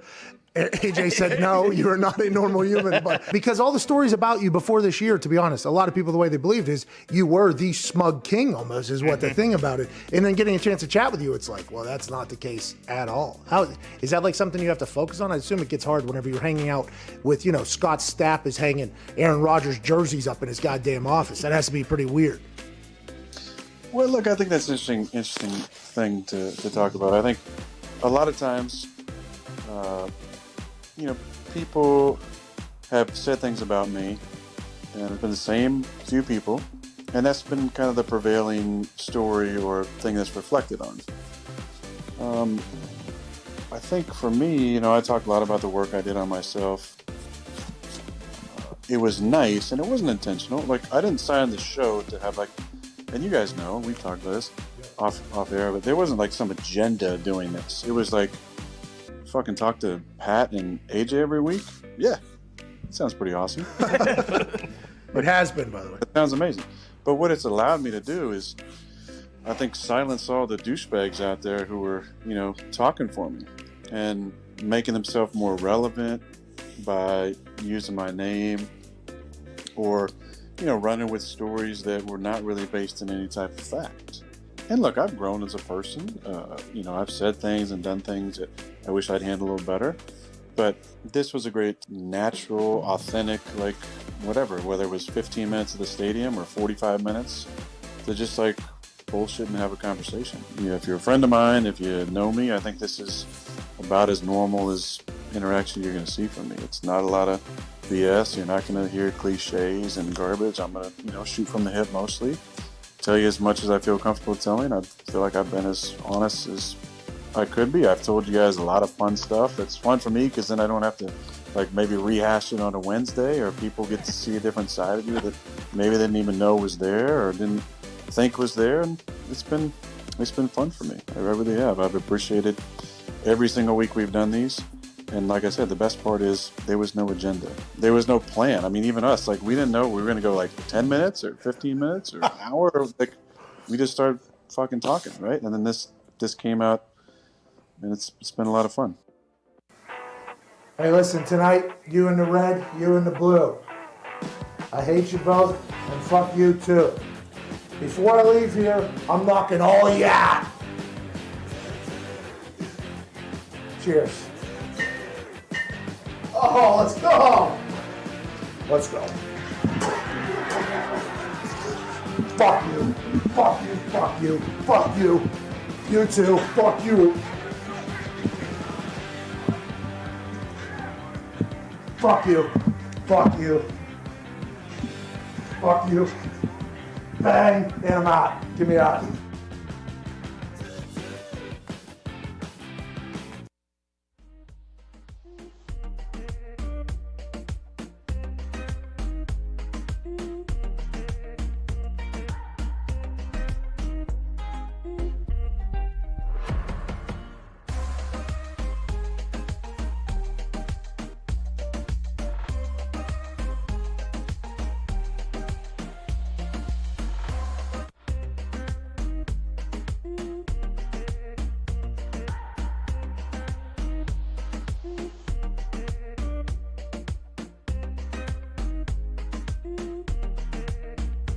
Air conditioners, coffee makers, and cigarettes all have filters. But Pat McAfee does not.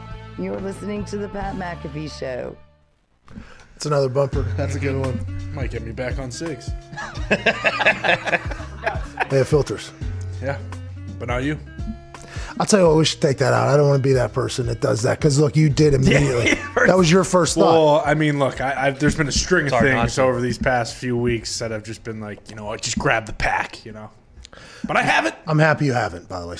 That's in 2021, that's just as dumb as driving intoxicated. Yeah, I'll stick to vapes. That's what I'm saying. Wow. There's a lot of other options out there. Yeah, those aren't great for you either. Well, the vapes are terrible, I guess. I was in Winston-Salem, North Carolina, the home of tobacco, basically. And the night we were there, they had a town hall meeting about how bad vapes are, and it was airing on the local news. They got me. I stopped smoking them immediately. They're doing it for cigs, though. That's the thing. No, they weren't doing those for cigs. No. In that particular town, on that particular night, for whatever reason, not potentially because of the deep history in tobacco in that town, mostly to save people from stuff. Yeah. Okay. They got me. That popcorn lung looked they like will. no joke. They dude. will give you the black lung. But listen, you shouldn't be doing any of that, okay? No, I won't. You should definitely not do what I just did out there. That was wild what just happened.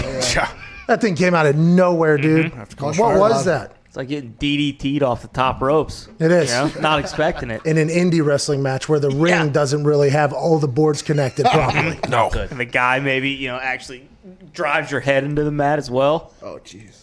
And then he later jumps from the second rope, turns around and breaks both of his legs, but in a backward situation where his legs break backwards. Oh, yeah. See that?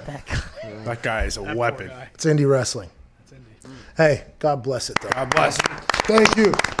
Thank you, Andy. Thank you, Andy. It is an important part of the entire is. process. It really is. Legit. It's the climb. Let's get to Luke in Winchester, Indiana. What's going on, Luke? Is it cold as hell in Winchester like it is in Indianapolis? Oh, absolutely, man. It's freezing balls out here. Yeah, I thought so, too. I mean, it's nothing like what's happening in the Northeast. T's and P's over there. 18 inches of snow, I hear. Getting hammered. I hope everything's okay. Stay warm over there. Stay warm. Absolutely. Does power go out with snow? Yes. No. Sometimes. Oh, yeah. Really? It Oh, can. yeah. Oh, yeah. Icicles on wires. It's heavy on the tree branches too. Branches come down, take down wires. So you got a transformer, too. Don't want that to happen. I had my pipes burst one time. That's That's not not good. good either. Got real cold. I think it was when it got negative something. Yeah. They froze? For numerous Friendly days. reminder: set your sink to drip. Yeah. Yeah. Drip, drip, drip. I came back. I was out of town. I came back. Tell you what. We had no power. Yeah, because I think power went out. It was very cold. Power went out. Yeah. Yep. And I had no water. I had a fireplace. I was laying around like I was fucking camping inside of my house. Yeah. That's what my life was like for 2-3 days. It was wild. Those pipes busting are no joke. They gotta fix that. Oh, yeah. Ruin your. Take drywall down. It is. I was laying in 2 blankets in front of my fireplace in my house. Leonardo DiCaprio. I was like, this is a joke. I would imagine you had to do quite a bit of work in the room wherever the pipes burst as well. Man, Jesus. Anyways, let's hope that doesn't happen. This is a big reminder of let the pipes have a little bit of water circulate through it so they don't freeze and burst whenever it gets really cold, which I think is going to happen relatively soon. Oh, yeah. Don't be like the stooge that gets your pipe burst because you're out of town enjoying a beach, and then you come back with a great tan, a little bit adjusted to the Caribbean weather. Yeah. Oh, jeez. boy. Yeah, and then you're tuckered in right next to a fire. Yeah, you're an idiot, that guy. It's hard to look that guy in the mirror, Oh, aren't you just so fucking smart? No power, no water.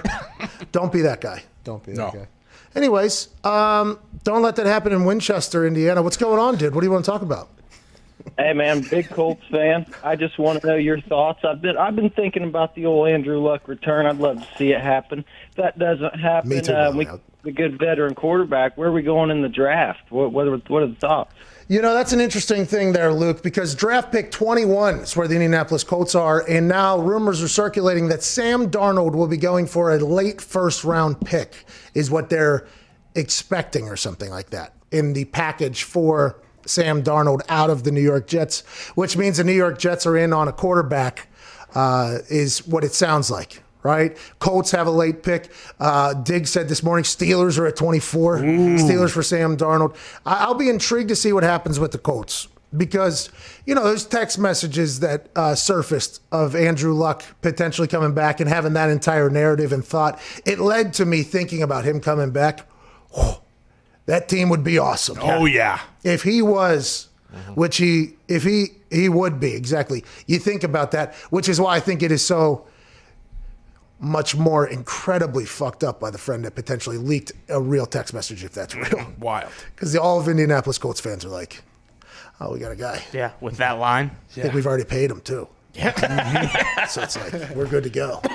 Chris Ballard, I bet you I wonder if he's ever tried to do the pitch, But Andrew Luck also, very much a guy, I think that, I think he just wants, I would want him just to be a happy human. Like that, you know what I mean? Whatever makes you happy, dude. Do what you got to do. I think he's okay. I think he's set up for the rest of his life. Oh, yeah. I retired after 8 years. It was just like, I hope he has, a happy decision. But he would be fucking awesome on this Colts team right now. Well, and that was what was also kind of weird. Is like he just has a newborn, and wouldn't it kind of be weird for his wife to be like, "Yeah, he's just not happy at home. We can tell. we can tell he's just not happy. He needs football in his life." It's like, are you really going to be airing that out? I don't think so. I didn't even think about that. Yeah. I didn't even think about that potential angle, which is a real one, by the way. If that's real, which, by the way, we have to say if that's real. Allegedly. If that is real, just a terrible best friend. Not a best friend, by the way. No, definitely not a best friend. That's what people should think about taking out of there. Former best friend. Yeah. To Ty's point, it is funny. Lucy said her first words. Andrew said, "Jesus Christ, I got to get back to football." That was his first reaction. All right. You're right. He's a much better guy. Much He's a better good guy than that. Angela, good guy. Get me out of here. Let's go to Chris in Columbus. What's going on, Chris? What's going on, Pat and the boys? Hey, just hanging out, man. How are you doing? Doing well. First off, thank you guys for everything you guys do. Oh, here we go. You guys have really helped my mental health out every day. So thank you guys for everything you do. Well, we thank you for thanking us because without you, we couldn't do it. So we appreciate you, brother. What do you want to talk about, man? So this season in the NFL, who's been your biggest surprise and who's been your biggest disappointment from this season? Whoa. Chris, that's a deep question. We appreciate you calling in. The most surprising thing to me is that Aaron Rodgers didn't win a Super Bowl after watching him play this year. I mean, he threw, 356 or something like that? Yeah. 356 and then 3 touchdowns in the NFC Championship game. Now, it's not just him, by the way. It's a great team. Hey, they won a hell of a run. But, man, it would have been awesome to see them win a Super Bowl. Now, they ran into a team that went all in, which is what the Tampa Bay Buccaneers did, which is, I think, the new words to say. It seems like a lot of people are saying it's TJ Lang, I believe, started this conversation and a few others. If the Packers go all in around Aaron, right, they're going to go, right? They're going to be in a conversation every single year. Yeah. For the next, 5-6 years? At least. Yeah. And their roster is good right now. So that was my biggest surprise, I think. Also, by the way, Justin Jefferson. Wow, incredible fucking football player. Herbert. Yeah. Right, Herbert. Unbelievable. He's going to be Josh Allen. Josh Allen, incredible. Oh my God, you saw what he did from year 1 to year 2. Wait till you see what year 2 to year 3. I don't think anybody would have thought that going into the season. Disappointment's got to be Mike McCarthy, right? I was thinking Cam Newton. Why are you burying Big Mike like that? Well, it just Give the guy a break. I'd Carson hate Wentz. for the guy to be exposed as a dog shit coach. Quarterback got hurt. Going into the season, I believe Carson Wentz would be considered the probable wildest conversation. Yeah. I mean, Dak Prescott getting hurt very early. That's a disappointment there because what happens with Big Mike? If they had a quarterback. Remember, just a couple weeks after that, Andy Dalton was their quarterback. That team was in disarray. He got almost murdered on a football field. Nobody said a thing. No. You remember that? Once Big Mike started smashing fruit, though, the team turned it around. He did bring sledgehammers out. Let's go, boys, huh? Let's go. Let me smash some of these things. How much water was in a watermelon? Hey, they started winning. I think they were 2-0 after. It might have been. I did find comical how Mike remembered that there was a lot of water in the water.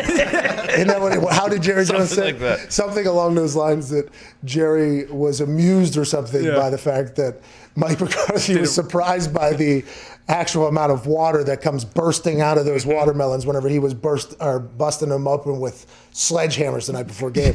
That is hilarious to think about him hitting that first one and it just being a goddamn pool. You know what I mean? Just like whoosh, tidal wave of water going out everywhere. Everybody gets splashed, because back in the day, whenever Gallagher used to do it, they used to put tarps over people, but I think it would hit the people on the other side. And that was like a part of the show. So now I'm wondering, are the players running from said water, or are they after it? Get me! I wish we had film. That's where the social media team, we need you. Hey, social media team, we need you down in Dallas. Someone had to film it. So it will come out soon. That social media team. Imagine that clip. Oh, my God. Maybe all the cameras did get soaked in water and they lost all footage. Jeez Louise. Cam Newton's promo videos leading to 8 touchdown passes and 10 picks might be up there as disappointment. Okay, so coming from a Patriots fan, that would be probably, because I'll tell you what, I was ready for Cam Newton up there. Hey, still want him back. But as far as disappointment goes, That was a pretty big bummer. Oh, so you still want him back because you think that maybe he was not set up for success this season, or what? Yeah, no weapons, running game was all right towards the end of the year. He got COVID in the beginning of the year. I mean, there's a few things. How but the mighty have fallen. What was that? What do you mean? Why are you giving him a little? Why is that whole thing happening? I didn't realize that was out loud, but very much. I mean, it was right into the mic. Wanting a quarterback back who threw 8 touchdowns and 10 interceptions. Oh, you're saying the expectations have dropped off quite a bit. Maybe they are. Maybe they've been realists. Maybe they've been realists. Maybe Patriots fans for 20 years were like, "Yeah, we're the greatest team of all time." And then once they saw the roster and Tom leave, they heard people talking, and I feel like Boston people were like, "All right, we can see how this could potentially start to stink a little bit." And then the faith in Cam Newton, you could see how they could potentially, be a little bit more patient and understand that their team's probably going to stink for a little bit. Yeah, the expectations. That's probably what's going to happen. Expectations this year are the same as last year, and that's just getting to the dance, baby. We're just looking for the playoffs now. If you ask Amendola, the expectations up there without Tom are nothing. Hey, Amendola. Great transition there. What's going on there? Danny's got some bridges to burn. Danny's upset. Yeah, it seems like it. But by the way, Danny Amendola has always been a very nice guy to me, to us. I don't think I've ever heard anything ever bad said about Danny Amendola. Only good thing, literally from everybody I've ever talked to and him talking. So these are things that obviously he knows will be things, but I think he's like, all right, this is how it is or whatever. I respect him for saying the stuff he's saying. I really do. But I'm just intrigued by the whole thing because then this would be the entire conversation. They all heard it like, hey, is it Tom or Bill? And then after what happened this year, a lot of Tom's friends are probably like, are we done with this conversation yet? Or what are we doing with this whole thing? And I respect and appreciate that. I really do. But a conversation has definitely followed a lot of the things that he's been saying. Yeah. Which I guess Tom Brady had to address, right? I think he had to address it in the press conference the other day. He said he had admiration and love for Bill. If it wasn't for him, he wouldn't be there. And I would assume everybody feels that way. But I do like the fact that Tom's friends are like, hey, are we maybe we stop with this conversation now. You know what I'm talking about. Nikovich has talked about the same exact thing as this, how he has to renegotiate his contract every single year. It's just you have two stances on it. Amendola hated it, and Nikovich understood it. I mean, it just is what it is. Oh, see, that's you see. I'm not dogging Amendola. Amendola. He's not bought in. I'm not dogging Amendola. Renegotiating his own contract three times. I'm curious to see what Aqib Talib says about it because he probably also had to go through the process. So we're agreeing to deals. Okay, we're agreeing to deals. Then we have to renegotiate them, and I always take less after I do okay. Is that what we're doing around here? That's probably how he viewed it in a business sense. Yeah. And you can see how he views it that way. And also you go ahead and look at, how much money Amendola's been paid. The most money he made in a year was with New England. By far. How is it in comparison to other wide receivers at his value, you think? With the Patriots? Yeah. Well, Zubin Mehenti's making like $700,000 this year, and he had 700 yards, which is more than Amendola as well. But same exact stuff. That is Amendola, friend of the show. But what you I just like did there, Amendola. That's what I'm letting you know. But hey, if he's gonna drag Belichick through the mud, I can't just stand by. Look at the stats. Hey, that is very true, by the way. That's Tom's friend. Yeah. Right. Speaking for Tom there.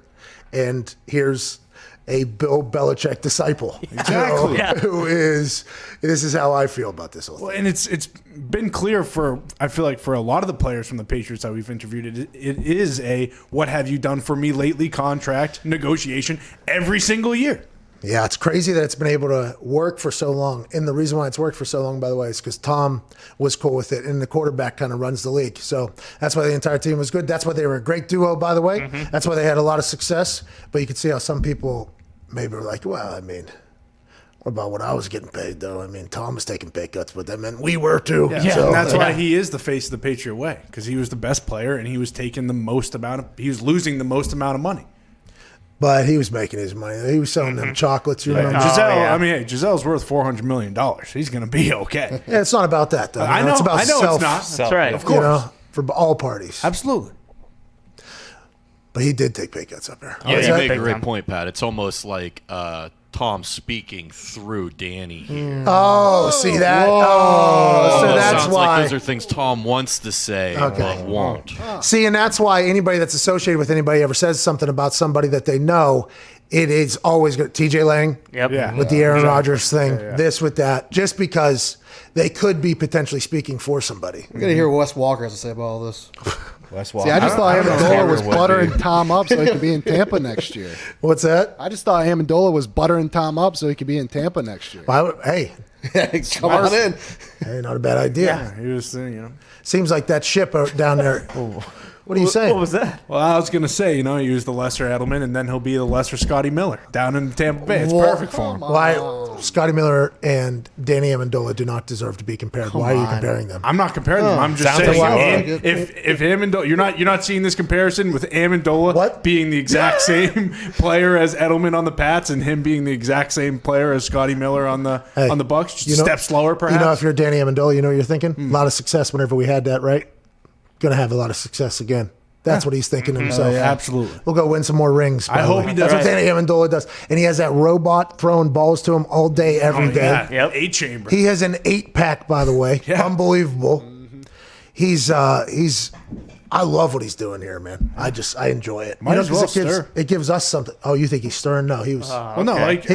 He was just telling his side. He's telling his truth. Exactly. Let's go to James. Let's go to Corey in New Mexico. What's going on, Corey? Sorry, James, California. I just slipped down and I landed perfectly on the button, so had to do it. What's going on, Corey in New Mexico? Oh, let's go. What's going on, Pat and the boys? How you guys doing on this Super Bowl Wednesday? Hey, not too shabby. I've been to New Mexico before. Have we ever gotten a call from New Mexico? Maybe one or two. Albuquerque? Yeah. I mean, that is a city in New Mexico. Nice job. Hey, wait. Hey. You're welcome. Nice. Thank you. Thank you. Please. Thank you. But we did get a call potentially from Albuquerque, you're saying? Yeah. That's awesome. Corey, what do you want to talk about? Oh, yeah. I want to talk about this amazing 17-year-old kid last night racing up in Lucas Oil Stadium. He went down twice in his race. He got up and ended up winning his race. He's some kind of superstar from Australia named Jet Lawrence. Hold on, Corey. I saw these crashes. I saw this.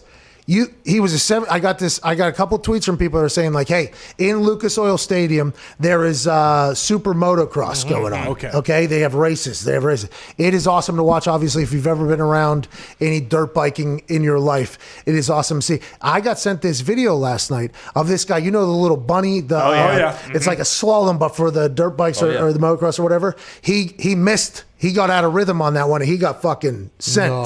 Then there was another one coming off of a jump, misread.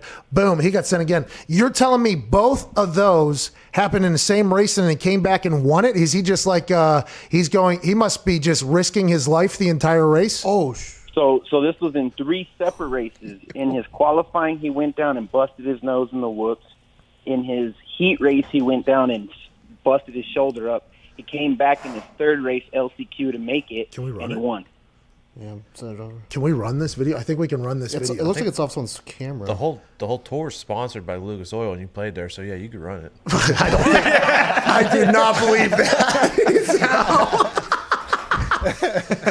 I don't think that's how licensing rights work. No, that's ipso facto law. I couldn't even get in there whenever the combine was. He goes off to the left, right? That's the video? Yeah, there's 2 of them, and he goes off to the right as well, I think. He got fucked up though. Okay, so that's not in the same race then. All right, because I thought he did that same race. Jeez. Because those things are like, what, 8 laps or something like that? How many laps are they? They raced for 25 minutes straight.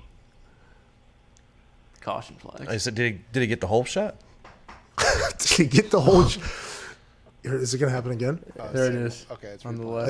There you Well, he kind of saved it. Yeah. he held on longer. Hold! He was holding the line there pretty good there. We appreciate you, Courtney. Are you a big motocross? What is that called? Super motocross? So when they race in stadiums like that, in stadiums, it's called Supercross. When they race outdoors, it's called motocross. The Arena League is super. Interesting. Huh. The more you know. All right, appreciate you, Court. Those motherfuckers get after it out there. Oh, yeah. Travis Pastrana's the GOAT, right? Yeah, I went and saw him do the, what was that, Nitro Circus? Nitro Circus, yeah. They had a Nitro Circus show at a high school on the south side of Indiana at their football stadium. It was awesome. They just had these big-ass like ramps in the middle of the football field, and then a bunch of padded landing on the other side, and they had like 15, I think, maybe motocrossers just going down doing massive backflips, and then some of them just eating shit, and then the crowd just watching. And I was in that crowd. That's awesome. Yeah. It was packed. It was packed. It was probably a couple thousand, I don't know, 3,000, maybe 2,000 people, but it was obviously, this was a couple years back, but it was pretty wild watching. And these are grown, like people my age are out there just doing this shit. And it is, they are throwing complete, I do not give a fuck. I mean, much like football players, I guess, with the way they're, but that is a real, I mean, they fucking go for it over there. Well, and that's the kind of the problem with that stuff for me, at least, is you're almost hoping for that kind of stuff to happen. Because not in this sport. Well, I'm just saying, because after a while, it's like they go around the track once. It's like, okay, I got it.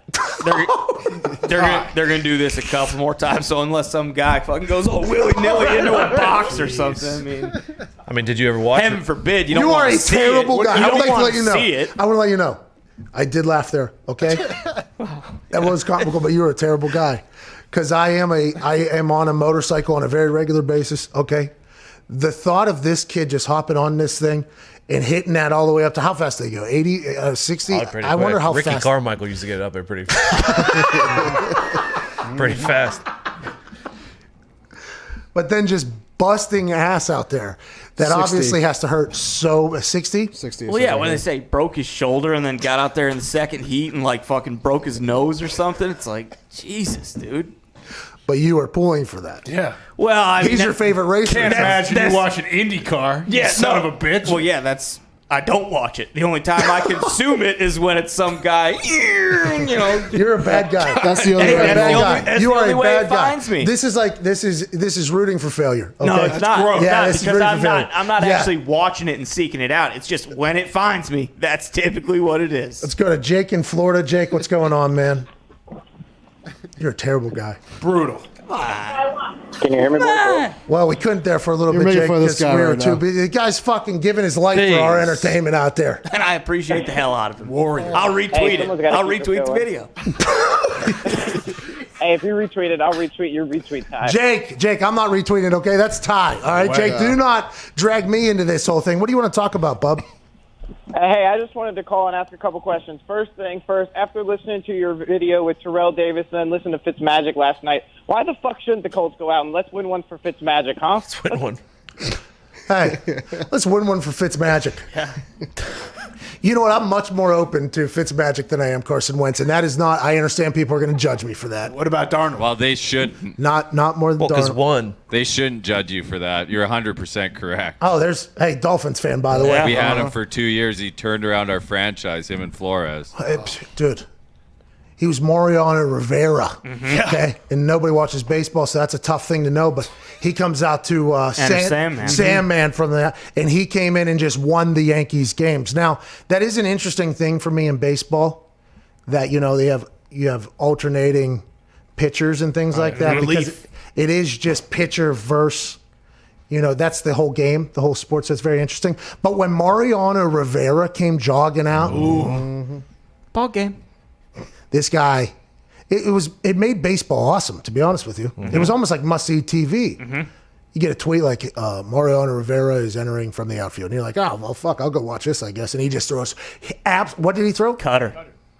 What does that mean? Cut fastball. Fucking right in on your hand. ball. Yeah, you touch it on your hand. Saws you off. Good. I knew it was a particular type of pitch because the way it was talked about is like, whoa, he throws the cutter better than anybody else. But it felt like nobody could hit that guy's pitch at all. Ryan Fitzmagic was that for the Dolphins this year. Came out, couple almost very legendary moments happened.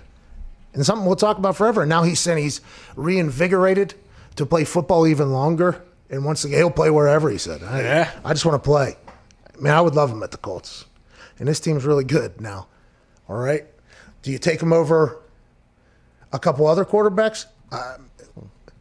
No, I don't think so. There's a few maybe. Couple. But you get Fitzmagic in your building, let's go. Magic's going to happen. It's in his goddamn name. It is. And he basically said, hey, listen, I'll play for, pennies on the dollar. Just let me get out there and sling the goddamn pill. Let him sling. Hey. He can gap until Andrew gets back. Until Andrew's healthy. Well, we don't know if Andrew. What does he have a southern accent? Does he have a little bit of a draw? Yeah, he does. He's becoming Morgan Whalen. Do not. Do not. By the way, stop listening. But when I talk about the Colts, you have to. I would like. There's a little country music news, okay, happening in the world. I would like to let you know, although we do listen to country music, at certain events and certain time periods. It does have its calling. Don't know much about the country music community, but now that we have an actual cowboy in the studio, our very own COVID cowboy, he has been diving into the country music community, and he had a new favorite just yesterday that we learned of. Yeah. Just yesterday. Legitimately. Just yesterday. First time I heard the guy's name. I did not know. I think I'd seen something on the internet of him in the past, but didn't know much about him. I'm like, oh, okay, because in the country world, you'll see a little bit, and then all of a sudden they're the next one. So that's how the country music system works, right? It just feels like that's the way. But I'll tell you what, Diggs, your fanhood of a guy, you are maybe the biggest mush of all time. This is worse than what Foxy did to the Steelers. Wow. You became a fan of that guy yesterday. He got canceled, this morning? Yes. The only reason why I was a fan was he put out a hoodie that had the letters GOT on it, so I was going to buy it for Zeke. You was making fun of people with GOT? No, you said you loved that song Whiskey Glasses. Great song. Said. Hey, COVID cowboy. Now I'm going to find someone else. Let's go to Thor and St. Joseph. You do have to find somebody else. Gotta find someone else. Stick to the hits. Just play Chesney. Hey, Kenny's going to be Chesney's always there. Just play Chesney. That's more of beach country. True. It is. Well, that's my country. Eric Church, dude. Yeah, Springsteen. Yeah. I got plenty of time. I'll find someone. How about Mitch Penny? What was his name? Mitch Tenpenny. Mitch Tenpenny. Mitchell Tenpenny. That's who you got to go after. Great name. All right, let's go to John in Ohio. We got about a couple minutes here. John, what's going on? Hey, Pat. Just called to say big fan of the show. John. Just wanted to see, I know fan you of touched on it a little already, but Chef, you kind of put out a report. You're talking on, I believe, 95.7 about the whole Carson Wentz situation.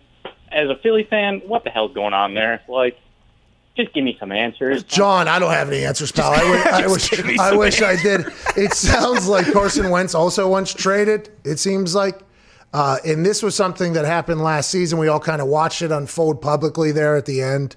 There was reports coming out that it was fractured beyond repair, his relationship with Doug Peterson. There was reports of, then when Doug Peterson and the Eagles separate after winning a Super Bowl just a couple years ago, and it seems like maybe they had a differing of opinion. It sounded like Doug Peterson wanted to go with Jalen Hurts, but the organization wanted to go with Carson Wentz. Well, why'd you draft Jalen Hurts, and why does Carson Wentz want out still? It's a very interesting situation over there. He's going to be great for the New England Patriots or something like that if he does leave the Philadelphia Eagles. And they probably have to do what the Rams did, right? And package it with a bunch of picks because of how terrible the contract is. I would assume now with the Goff thing, there is going to be a little bit of an entree. To the picks to pick up the salary cap hell that you're potentially getting if he doesn't return to form.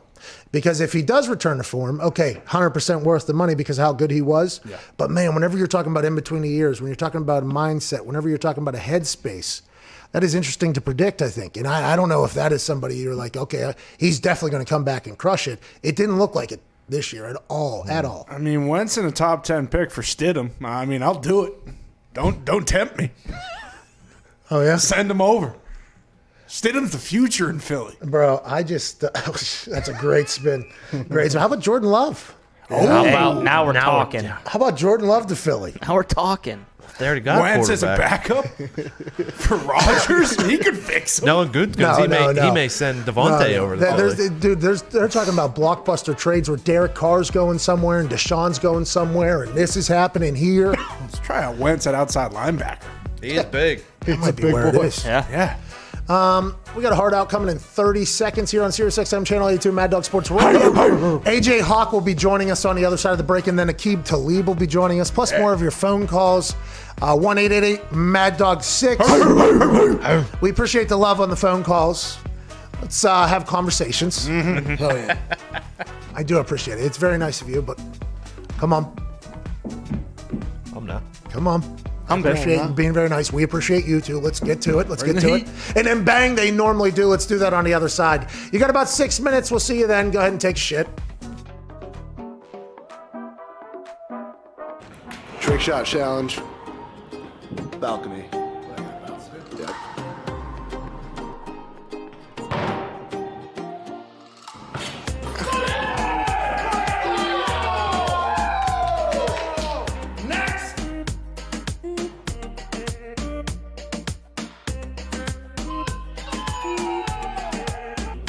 Trick shot challenge, half court shot. No problem. Matt, what, Foxy?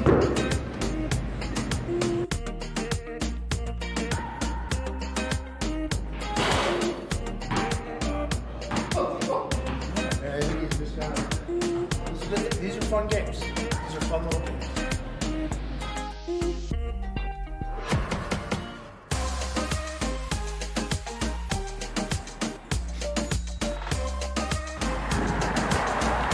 What we want. You did it. Trick shot, throw that football. Who?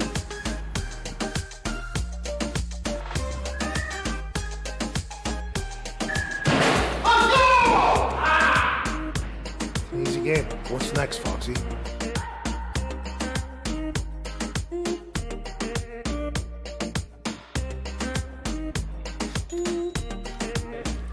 Got a trick shot for you. Drop kick into the net.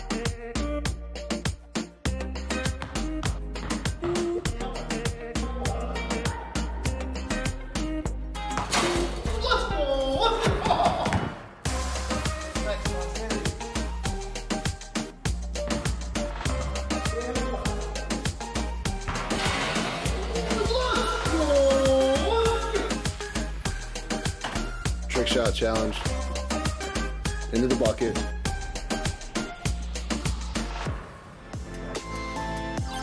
By the way, I'm standing.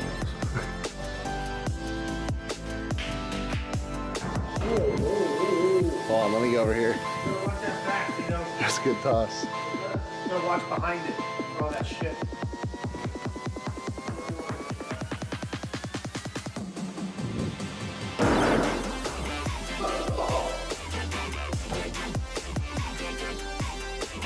What's next, brother?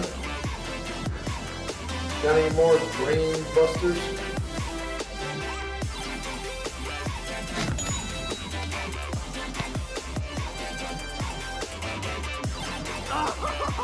I mean, I'm not sure it's better because we're in a building, but I have to keep it below the lights, below our air venter thing that broke and caught on fire yesterday. You can't go outside because it's a torrential downpour, so let's give it a go. In Indianapolis, Indiana.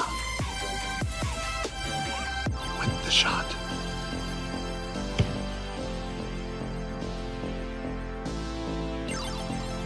Let's go! No!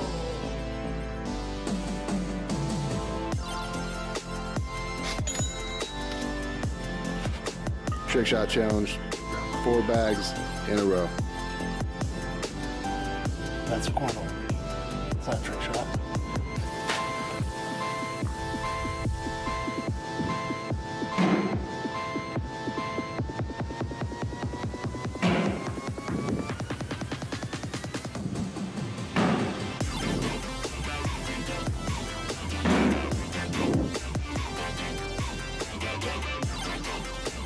What's next? Cakewalk.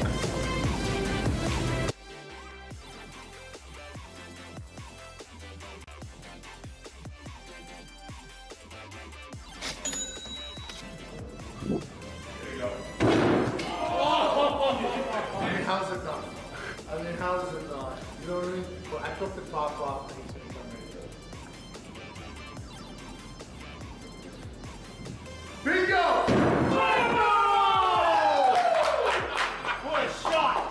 I had to put a little arch on it. Number 2 pick in the NFL draft for a reason. Guy can spin it!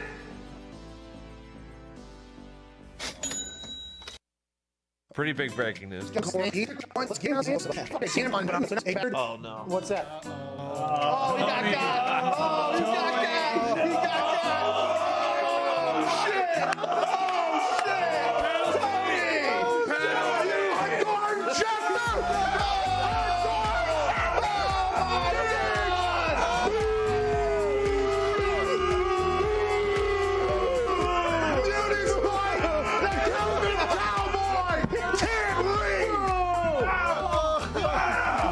get to a goddamn break. Can't happen. Can't win with it. Everything I just said was wrong. It would have been cool though if it was It would have been cool, wouldn't it? Diggs just got a darn Schefter. Oh my It was at Ultra Weed Hater.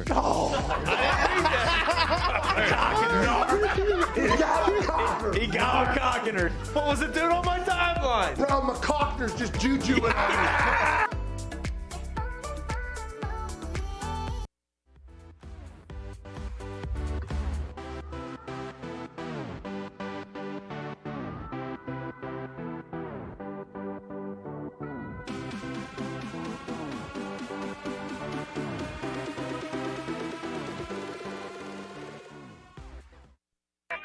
The Pat McAfee Show. There'll be no rules for our guests, for us, for the things we can talk about. Speaking his mind I've never had a problem expressing my opinions or my thoughts or anything like that. while being relatable. I haven't had that manufactured fake-ass celebrity that a lot of people have whenever they go on those big networks. I've had a chance to really build my crew, build my following, build my audience. And ridiculous. What am I supposed to do? So I'm supposed to look at something that I can definitely afford and say, nah. Is that what I'm supposed to do? The Pat McAfee Show starts in 3, 2, 1. Welcome back. This is said show here on Wednesday, February 3rd, 2021. The boys and I and AJ will continue right now. Shout out to Twine for that beat drop. Joining us, AJ Hawk. What up, dude? Let's go. What's up, man? How you doing?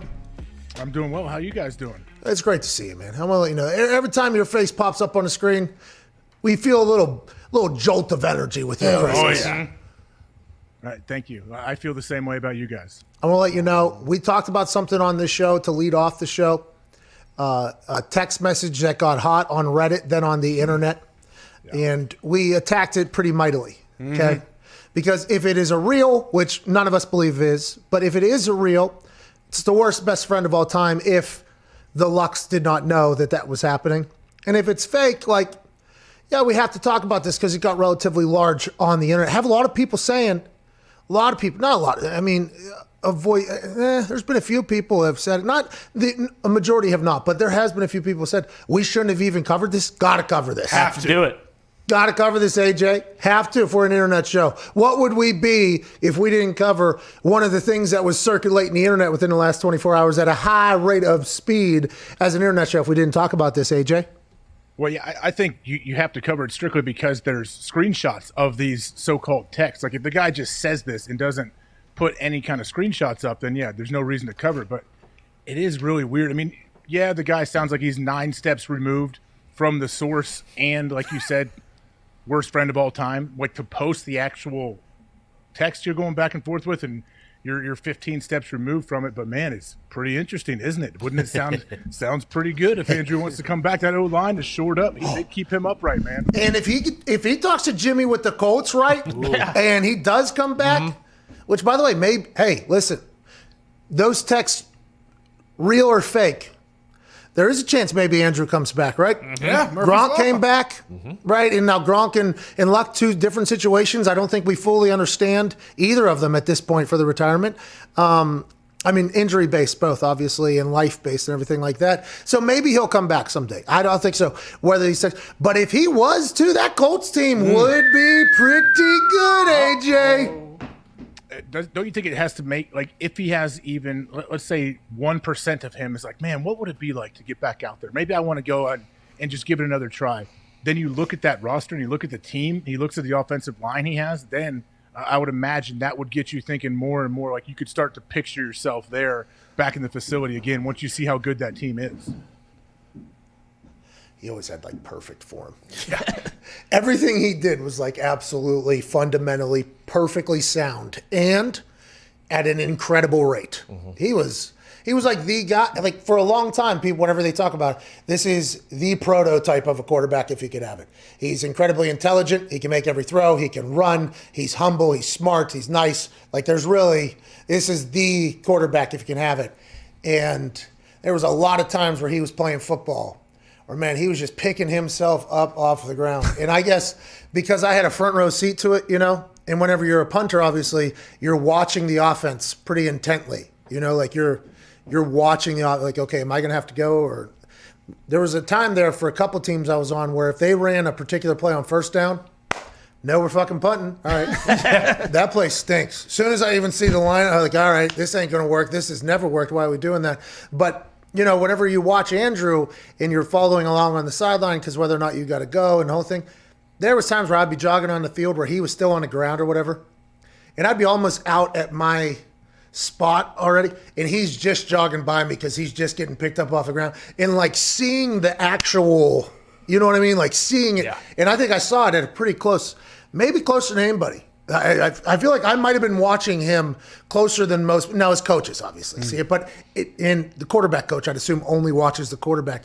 But those shots that he was taking were massive. And then you listen to the mic'd up, and he's like, oh, nice tackle, man. He's just bouncing right up. It's like, is this dude a superhuman? Is this guy a superhuman out there? And then we realized they did pay a toll physically and I think mentally as well. Wait, not only is he a physical and mental superhuman, but the guy has some kind of powers to find a way to stay under the radar and not be seen since he left. Like, I don't know about you, but I have no idea where he's living. I heard he has a family now. But that's it. Like, that's all we know about Andrew Luck. And there's not a whole lot of people that can go from one of the most, like, recognizable dudes in the NFL to just disappearing because he wants to himself. And by the way, being completely cool with nobody talking about him. Yeah. You know, like, not even so rare. Such a rare dude. That's why I want him to come back. I want to see him play again. Yeah. He was so good, man. He was so good. Some of those shots he would take, dude. We're just talking full, clean, boom, Barry. Then say thank you after. Just, oh, nice hit, man. And then jog up to the line and, like, just do it again. And everybody's like, he's got to learn to slide or whatever. I feel, and this is not a conversation I had with him, but I have heard him have to address that before, both the press and everybody else, about changing and curtailing the way. I think he felt when he was playing that would be disrespecting the game. Like the way he views playing the game, you know, like I feel like he legitimately thought he was going to make the most out of every single play that there was. Hey, they're going to call it, I'm going to run it, and it's going to get executed as most as it can. And he took some massive shots because he played like that. Joey Burrow, right? There's another guy feels like he's taking a lot of massive shots, whether it's because he's extending plays or not.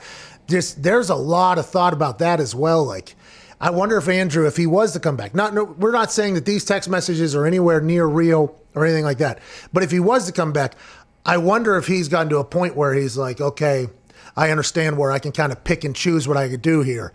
Aaron is so good at that, I think. Aaron is very good at the picking and choosing, but if you're a player that's like, I'm going for it all the time, that's probably tough to turn off, I'd assume. Yeah, you would think, but I mean, also, like, don't you think as you mature and you get older and it is tougher and tougher to take those hits, don't you think he would naturally just start to change a little bit the way he plays? I guess you would hope. I don't think he did, though. It didn't seem like he was slowing down ever either. No, I'm saying on the comeback, his comeback tour. Yeah. Then he's going to be like, you know what? I got to think about my kids. I want to be able to throw the ball with my kids someday. I just got to figure this thing out. So maybe I just won't lower my shoulder when I'm going out of bounds to take on a 295-pound outside back. Yeah, maybe I'll just, I gained 12, only needed 10. Who cares about the 13th or 14th yard, really? Yeah. Let's just go ahead and get out of here. Hey, job well done. Mission accomplished. Boy, Andrew. Mission accomplished. Way to go. Or, we'll just punt the ball. No big deal. Just go ahead and throw that thing away. We'll just punt it, or we'll just live to see another down. You know what I mean? Mm-hmm. But that's tough for some people. Like, for instance, you get me in that Oculus arena, it's hard for me not to just go sternum jaw every time. Yeah. Even when I know it's not right for me. By the way, had a massive knockout last night, AJ. Yeah. In the outclass division, Edward Price, the hardest fighter, hardest division, knockout in the 4th round. Had to change my style of play. I actually lost the first round. Damn. I hung back. I took some shots more, moved the head a little bit. Ooh. In total, though, I threw 617 punches in 4 rounds, AJ. Wow. I'm coming back. You been in there yet? No, not really. Not since I got the Oculus. I want my kids to actually get on the boxing thing. I told you, my son said he's 7-3. My daughter, I don't think her record is nearly as good. But did you? Was that part of your strategy? Was it the old rope-a-dope? You're going to try to tire your simulated computer guy out? I just wanted to throw jabs at the guy's face the entire time. All right, so I just sat with the right, protecting my jaw, and I just threw jabs at the guy's face the entire time. All right, and then I got bored, obviously 10, 15 seconds of doing that. And then I would decide to throw a big heavy one, and then he would automatically hit me back. I'm like, fuck, all right, got to go back to this. Then I would get tired, and I'm like, all right, I'm going for it. And I'd go for a big one to the body, and then big one or whatever. And as soon as I would get to the body, big one's coming over, and I actually went to sleep 2 times. I'm like, oh my God, can't do it. Got to be disciplined. So then I just started jabbing him for the entire round, basically, just doing this. And I ended up knocking him out in the 4th round. It was a nice shot right to the jaw, and I've completely conquered that game. I've knocked out every single fighter they've had in every single division. Makes me feel pretty good about it, and I would like to challenge Thrill of the Fight to fucking make it a little bit better, huh? What are we going to do now? Step it up. What are we going to do now, AJ? What are we going to do? I mean, all they can do is find a way to let us box each other. I have heard that an update is coming. Man, Surrey did some research on this as soon as he got in the Oculus. Did a little deep dive after getting involved with Thrill of the Fight. Thrill of the Fight 2 in development, release date TBD, multiplayer fighting. See? That's what we need. Creed has the multiplayer fighting, but they have terrible physics, I believe is what it's called in the virtual reality world. They call it the physics, I think. Is that what physics is, by the way? What is physics? Physics is a science. Yeah. It is. Which one, though? Science of movement. Yeah. Really? Oh, yeah. Physical. That's right.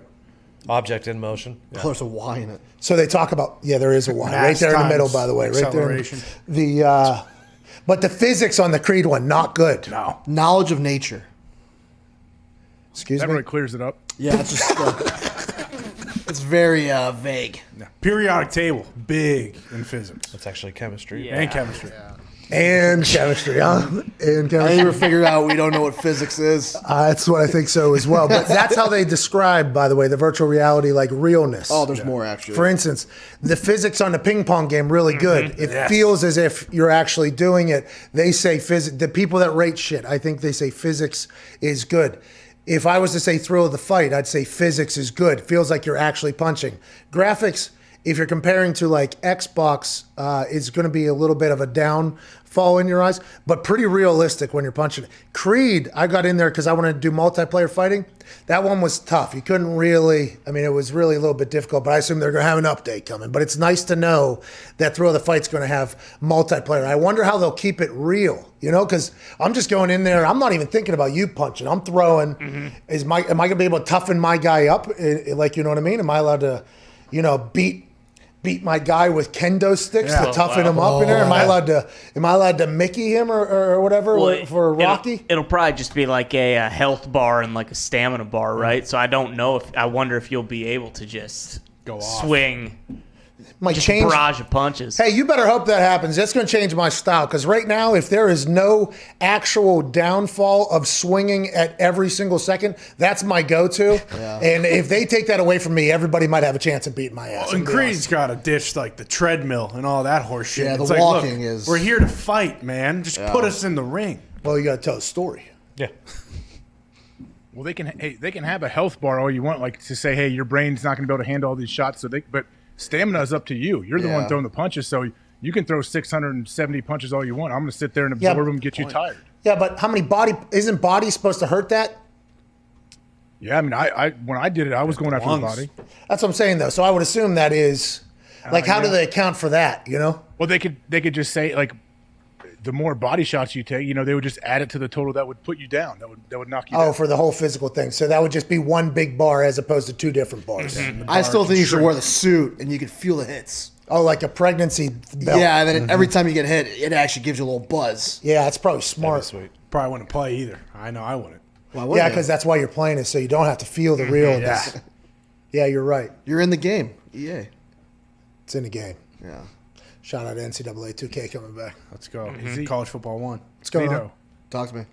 When you went past it, but Zito started to say there's more to physics with a Y. Oh, you thought we got a full, clear definition of what physics is? No, there actually was. That was just the Greek meaning. What I was reading. I didn't get that far. I think it's the study of the physical world. Yeah, it's the natural science in studied matter, its motion and behavior through space and time. So it is the physics. Yes. So in the game, it is the physics. You guys are all correct. I believe, so are you. No, not me. I spelled it wrong. Yeah, there's Far a Y. from it. There is a Y. Let's go to Mike in L.A. What's going on, Mike? What's going on, boys? Thank you for having me on. Hey, no problem, man. Thanks for joining us. What do you want to talk about? Well, first of all, happy belated to my man Nick out there. Happy belated, dude. Happy birthday, Nick. Happy birthday. I do believe we are at the point where we're past that, but I do appreciate a good shout out to Nick Barone. Happy birthday, Jay. He doesn't get enough of him. Happy birthday, Nick. Happy birthday, Jay. I don't really have a question. I just want to point out that the Colts are in possession of probably the best rookie safety in Julian Blackmon. And you guys, being a Colts, show, essentially, you got to give my man some credit. Can we get Julian Blackmon on the show? Okay, he was the one that made that massive play against the Packers in overtime that you talked about, saying that I forget how you described it, but you said it basically was an incredible football play. He made a bunch of those. He was up for Defensive Rookie of the Year this year, I do believe. And with that being said, if we got to move, I'm joking. I don't want to trade the guy. I would like him to be a staple of our team, but he is very, very good. That guy was very, very good, as you point out. With those young guys, there's been some real studs that have come in the league and dominated. Yeah, to step in from day one. I mean, look at Antoine Winfield Jr. Tampa Bay. That guy had a hell of a year. Is he back for the Super Bowl? He is healthy. Yeah. He's good to go. He will play in the Super Bowl, which is massive for that Tampa defense. He's a game changer. He was at Minnesota, too. Hey. Oh, that's right. When they were rowing that boat down there. Oh, yeah. And that boat was moving, not sinking. True. He was a big part of it. Huge. Before the snake oil ran out. It was. Gumpy. Come on. So negative. Is that the first thing Gumpy said this hour? Yeah. Yeah. Yep. Jesus, Gump. We're only 17 minutes in. True. Now 18. True, very true. But I will say, you decide to come in 17 minutes first time, just burying a guy. Yeah. Don't hate it. He deserves it. Did PJ Fleck get any head coaching interviews in the NFL? I know he was he was rumored. Yeah, I don't know. I don't think so, right? Haven't heard any. Tom Telesco told us they interviewed everybody, right? Didn't know kind of what they said, but I don't think his name ever came up or whatever. He got a massive extension, I thought, with the Gophers. Yeah, he's just biding his time until he can get to the next place. So What? that's what a snake oil salesman does. Wow. What? You go to your first spot, okay, let's row the boat, let's feed people this bullshit, and then when it starts to wear off, okay, boom, we're out of town. Bigger job. Bigger job. You do it again, you do it again, you do it again. Boom, we're heading to Arkansas or Tennessee or something like that. Let's get to the SEC, and then we'll talk about the NFL. I don't know. That's what Sometimes PJ a Fleck's snake doing. salesman can make something really good, like Coca-Cola. Hey, no, I will say, just like what you just said there about Coca-Cola, and I didn't hear necessarily exactly how you tied that together. He was a snake salesman originally. Okay, well, that's a great Zito. And he created something very good. Okay. Snakes. See, very much. So that was a snake oil salesman who found his way into making something awesome. And then made a lot of money out of it. But I will say, a lot of money. It was a great product, too. It's still going. I think they have water now at this point, too. So they're doing pretty good. Yeah. But I will say, you have to give him credit. He wins, though. They do get wins. Oh, yeah. Oh, yeah. They do get wins. They were in what? Top 10 or whatever. What if they come back next year and they're dominant again? Will that change your mind about them? No, it won't. The guy fucking drinks snake oil, 3 times a day. They hate Iowa, too, right? Well, Isn't for that no their reason. thing? I was going to Isn't that say, their whole entire... I'm not paying Minnesota any mind. They all hate Iowa, but Hey, yeah. that was awesome. You remember that whenever we were out there for college game day, and every one of those game days I'd go around and I'm like, hey, what's something that if I say something, you guys will say something back? And they'll go like, and they all start doing it. I'm like, okay. And then I'll be like, yeah, but what's something, what's something? And they go, just ask who hates Iowa. Just ask that question. I'm like, all right, that's awesome. And I hadn't heard that yet. So I was pretty excited about that.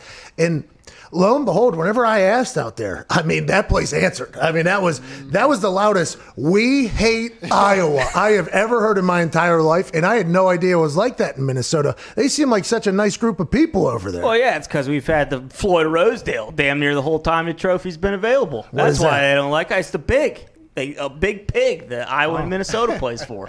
Fucking Floyd of Rosedale. Iowa always wins. Been in there with Kirk and the boys. Yeah.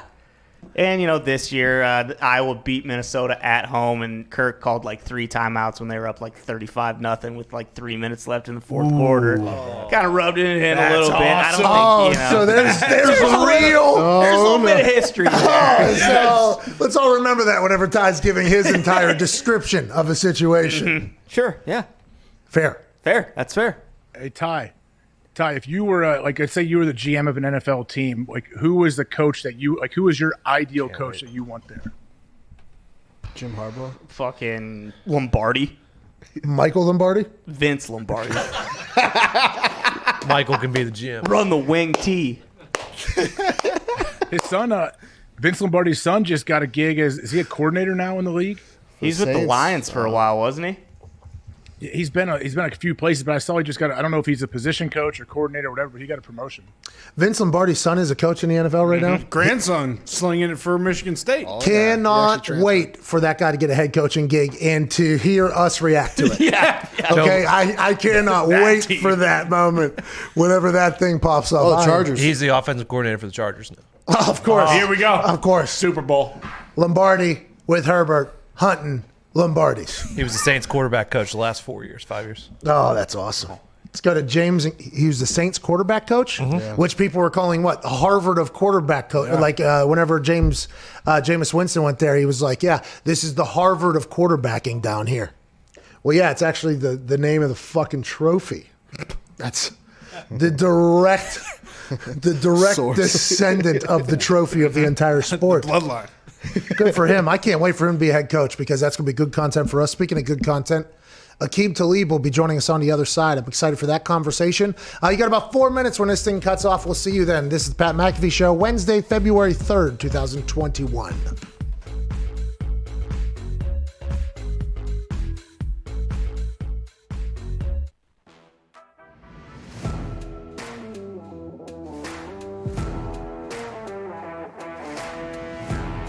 Oh, wow. He's getting the crowd into it. You got some fun there. Oh, boy. Oh, with the balance. Oh, with the balance. Oh. Silver platter for Pat. I don't know. Oh, man. Oh, he's all over the table. He really is done for. Oh, there it is. Oh, and we have it. Oh, wow. And there it is. There's too much semen in Bill's controller, so the buttons are sticking together. He is in jeopardy of owing. Oh, Skunk is still alive. Skunk is still alive, but Let's go. 11-4. Yeah, people talk about how skinny his legs are at the top. I don't think people talk about how skinny his arms are as well. Those things are paper thin. They have eclipsed the $10,000. Thank you, AJ. Thank you, AJ. Good boy, AJ Hawk. Very.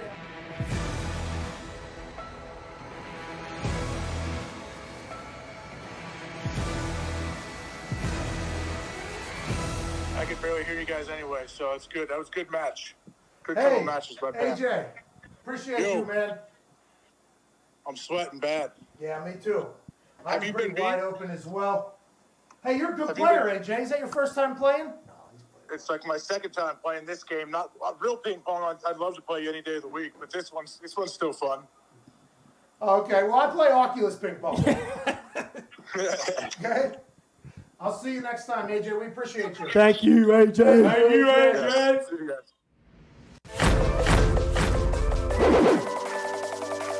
God damn it! Oh, my God.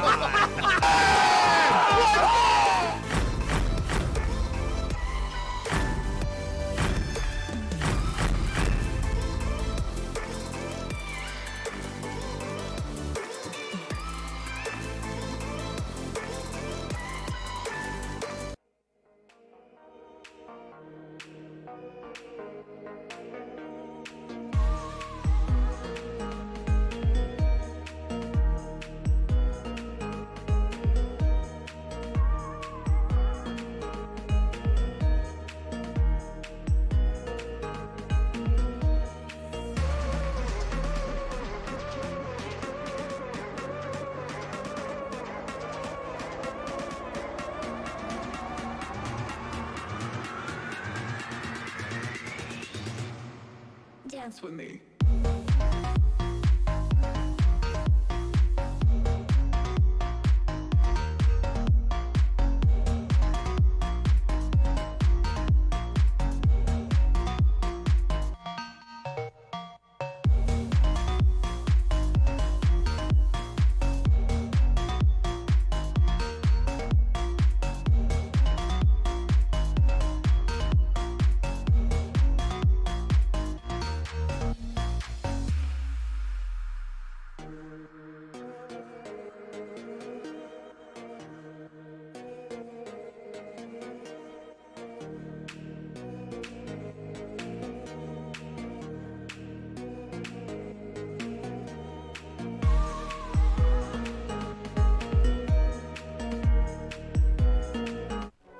Every day is game day for these guys. It's showtime on the Pat McAfee Show. Every day, dude. Oh, yeah. That's right. Every day's game day, dude. Welcome back to the show. The whole system just collapsed. Okay. That's part of game day. By the way, our entire system just collapsed over here. Literally immediately following that, every day is game day, except for this particular computer over here that is pretty necessary for the entire operation. There's a hidden virus. Hey, can't be doing that. Can't be doing that. Is that a Dell? At the time that you did that. Anyways, the next song was going to be a heater, just like our next guest. Ladies and gentlemen, the host of the Catch and Fades podcast, a Pro Bowler, an All-Pro, a Super Bowl champ. This past fall, he got a chance to call games. Loved listening to him dissect what's going on the field, ladies and gentlemen. Aqib Talib. Yeah! What's up, man? Fellas, what's going on with y'all? I don't know if you got a chance to hear. The computer fucking crashed there just a second ago. I heard. Yeah. I heard. Yeah, it was problematic, Aqib, but we got through it. And by the way, incredible job calling games this year, dude. Yeah. Hell yeah. Thank you, brother. Appreciate it, man. I would assume that there was, whenever the opportunity was presented, were you excited to get a chance to call games? What was your whole thought process there? And then after doing it, what is your mindset on it? I was shocked, actually, because, we didn't wake up like, I'm gonna call games when I'm done playing football. Like it wasn't a dream of mine. You know what I'm saying? So I got the call to do the audition. I did the audition. Then I got the call to sign a contract. So I signed the contract, and it was 6 months before I knew if I was gonna call a game or not. You know what I'm saying? I signed a 3-game deal, so I still didn't really know. But when I got the call that you finna call this game, shit got real a little bit. I had to start studying, and I had to really get to it. And I was nervous, man. It was like playing your first game. But coming out the booth, man, when it was all said and done, I was driving to the airport, and I was like, man, I had a lot of fun. I might be able to do this shit, So I enjoyed myself. That was awesome. Yeah. Hey, it was very refreshing. It was fun to watch games that you were calling. Did you, by any chance, reach out to your old coach from your rookie year, John Gruden, try to get some pointers on how to do it in the booth? I didn't. He got his hands full over there, man. So, he holding it down in Vegas, man. So, I'm going to let him take care of his business. And, if I need him in the future, I might call him in the off season. But, I kind of got to doing my thing. It was during season. So I ain't want to bother Gruden like that. How did you watch film and do the whole, what was the preparation process after the first one? Maybe before the first one, then after the first one, Gotta watch film now, Pat. I don't know how much film you watch. You know what I'm saying? I don't know. Keep not a lot, dude. The less is better. Okay, don't overthink this thing. Just go out there, kick fucking ball, dude. I don't know, but you feel me? We gotta watch tape. I'm used to watching tape anyway. So, yeah. But if I'm gonna talk about the game and I'm gonna be the voice of the game, you gotta watch tape. So you gotta know what the hell going on, man. You gotta know who you're talking about, what you're talking about, and it's a little bit harder, really, because when I'm watching tape to play, I only have to watch the offense. So now when I'm watching tape to lead dog the game, I gotta know everything. So I gotta watch all 4 units, man. It was. I almost lost it. I almost was like, fuck it, I'm cool. Really, I was this close. You know what I'm saying? But, I've been here before. I had to really, buckle down in my chair. I've been here before, man. I signed up for it. Let's do it. So definitely with some hard work. It was a lot harder than I thought it was going to be. Well, we appreciate you putting in the effort, man. It was a welcomed voice over a game. I hope you plan on doing it in the future. I'm excited to see how that whole thing pans out. Let's talk about the state of the NFL, though. It is awesome being an analyst right now or a pundit outside of the NFL. I don't know what it's like inside the NFL right now, but I do know talking about what's going on in the NFL is awesome right now. Deshaun Watson wants out of town. They say you're not going anywhere. Goff just signed $100 and some million. He's traded alongside like 3 other picks from Matthew Stafford, Sam Darnold, Carson Wentz. Everything is popping off right now. Whatever the players want to do, basically, it seems like it's starting to happen. How do you feel about that going forward? I talked about Tony Dungy. I talked to Tony Dungy in the first hour.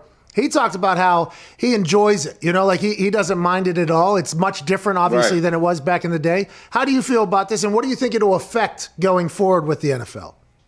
Man, I think it's due, man. You know, all the other sports is basically the same way, man. Guys go where they want to go. You know what I'm saying? If you don't want to play somewhere, you may not land exactly where you want to go, but you have options. You know what I'm saying? If I don't want to play here, then I pretty much can get out of there. All the rest of the sports like that, man. So I don't see why football should be any different, man. You know what I'm saying? So I actually love it. You know what I'm saying? It's due, man. So guys get to write their own shit a little bit now. So man, I think it'll set up for better football. Guys will be happier, man. We play good when we happy. You know what I'm saying? So it'll set up for better football. Do you think it'll potentially have like super teams that inevitably, like now, not that that's not happening already. I mean, the Kansas City Chiefs are one of the best rosters anybody on earth has ever seen before. And somehow they managed to pay everybody too. I don't know how any of that happened, but they did it. Tampa Bay is loaded. You think we're going to start seeing a lot more of that, huh? Yeah, I think teams be able to keep all their stars, man. So if you want to keep guys, you can keep guys. I mean, salary cap is really letting us do that. So if you want to keep guys, you can keep guys. And if you want to trade draft picks, if you want an OG vet team, you'll be able to put that together, man. You let the team, people who like draft picks, y'all take the draft picks. The people who like OGs, y'all take the OGs, man. And I think it's good. I think there's already super teams out there. I think it'll be even more in the future. The Rams. I mean, you were a part of the Rams. That was like the OG team, you know? Right. It's that was one of them fully vet teams, and I don't know, they kind of played it wrong. They should have brought in. We had the paper to bring in Jalen and keep me an MP for at least that season, right? That's how they should have played it. We would have won the chip. We'd have strapped up. We'd have played man every down, let AD do his thing. We would have won the chip, bro. But you know, they tend to get off the gas a little bit early in that. Hey, I'm just a player, family. I'm just a player. I don't do no upstairs work, but hey, you know what I'm saying? You gotta ride it out a little bit. You see the teams who ride it out a little bit, they end up in the chip. Hey, Aqib, we see all this movement right now with all these quarterbacks going all over. I know Jared Goff gets traded. Stafford's coming to L.A. I guess obviously these guys are all great players, but why is it so difficult, you think, to like scout and find a college quarterback that's going to come in and be your franchise dude? Man, because we talking about a class of, let's just say at least 15. We talking about a class of 15 guys in the world. You know what I'm saying? So it's hard to be that kind of quarterback, man. There's not a lot of them. And then they're not just coming left and right. You know what I'm saying? So why is that? What is it? Accuracy? This shit hard. Is it accuracy? Is it thinking? What is it? Nah, it's the time, Pat. To be a quarterback, you got to almost be like the most dedicated football player. You got to be like a coach and a player in one. You know what I'm saying? And you know, you can't do what Leave do. You can't go home after work and do what Leave do. You know what I'm saying? You can't be like that. You know what I'm saying? Your brain can't handle that at quarterback. You got too much to worry about. You got too much shit. I got to know what he do. You got to know too many jobs. So it's asking a lot, man. You got to be smart, confident, man. That's a hard job to do. So, man, that's why I applaud Tom and Patrick Mahomes, the guys who handle it like that. Man, it's hard to do. Why is Tom Brady at this point? What is it? Because, I mean, you look through the history of professional sports, and you're just talking about the guy, probably going to go down in the conversation piece 10 years, 15, 20 years from now is this guy the greatest professional athlete at his sport of all time because of just the anomaly like numbers he's been able to put together whenever games matter, right? Playoff numbers, Super Bowl numbers. What is it about Tom Brady, you think, that makes him the GOAT?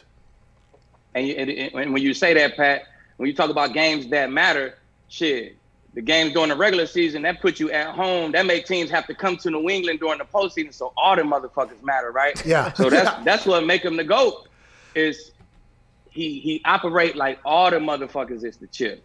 You know what I'm saying? And that's every day. From take his day off on Tuesday, then Wednesday, he the first one in there. Like, this ain't just no talk. You feel me? He really the first one in there, the last one to leave. He done mastered the game. So any way you try to beat him on defense, he's seen it before.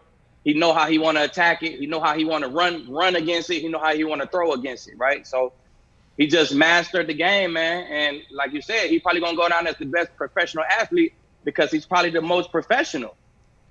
Oh, hey, that was some deep shit. That is good. Hey, Real shit. Yeah, legit. True. Did you see Danny Amendola's comments about, once Tom was the Patriot Way kind of, and we might be taking him out of context. I did. But what do you think of that? I don't know. It's the Patriot Way is the Patriot Way, man. I feel like this what I felt like. The Patriot Way was, it don't matter who you is. We expect you to know your job. We expect you to not play around in this media, and we expect you to be on time. You know what I'm saying? If you're doing them three things, that's the Patriot Way right there. You know what I'm saying? It no matter who you is, you get disciplined the same. If Revis, if you come late, you gone for the whole day. You know what I'm saying? If Tom Brady mess up in practice, Bill gonna let him know in front of everybody. He might get on Tom. He might get on Gronk in front of everybody. You know what I'm saying? He might get on them two quicker than he'll get on the no-name guy. You know what I'm saying? Just to, set that tempo. So I think it's just super accountability is AKA the Patriot Way. You know what I'm saying? So it is. You had to have Bill to win on, to have a team, to have a program, or organization at the top for that long. It can't just be one person, bro. We playing a super team sport, man. So Tom gonna do his thing with the offense, and Bill gonna do his thing with the vibe of the whole building, bro. Because that's what you lose. You win the chip, you lose the vibe of the building. He get big headed. He want to go. And Bill just keep on replacing that shit and replacing that shit and replacing it. So that's what I felt like the Patriot Way was, man. Everybody just knowing their role, you feel me? And no matter who you is, we here to do a job. This your job, this your job, this your job. And so I feel like, man, it kind of was hand in hand. I don't know if Tom have all them tips without Bill. I don't know if Bill will have them without Tom. I think we all feel the exact same way, and that's the culture. People always talk about culture. That shit real. It's hard to keep a culture, and once you lose it, it's hard to get it back. You think there's a chance Bill in that culture comes back into relevance in the AFC, which is going to be tough. The AFC is going to be tough for a long time. How do you see that going? Now, Bill is the GOAT, man. You know Bill the GOAT, right? So as we speak, he's mixing something up, man. It's going to be all these quarterbacks moving around. One of them quarterbacks going to land in New England, and the 8 Pro Bowlers who opted out for New England going to be back. You know what I'm saying? Their whole fucking team opted out. You know what I'm saying? So them 8 All-Stars, they going to be back. You know what I'm saying? So I think the Patriots going to be cool. They just got to bust a jug. Bill need a quarterback, man. You got to have a quarterback. You can't do it with anybody. So every team have to get a quarterback. Every team needs a quarterback, by the way, and that goes back to the 15 that you were talking about in the world. Connor, what do you got? Aqib, when you were in L.A., did McVay and Goff have a good relationship, or was it kind of like just sprouting when you were there?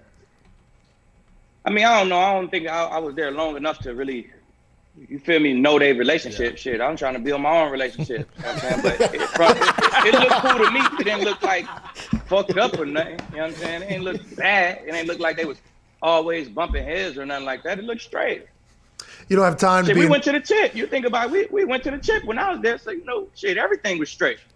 Hey, winning cures all in the NFL. Winning, and then once those losses start coming, though, you start getting shipped out the door with 3 other picks. Hey, everybody be pointing fingers. It's like this. Once them losses come, everybody start pointing fingers, and That's how I go, man. That's where the business come in. How do you feel about this weekend? What do you think is going to happen?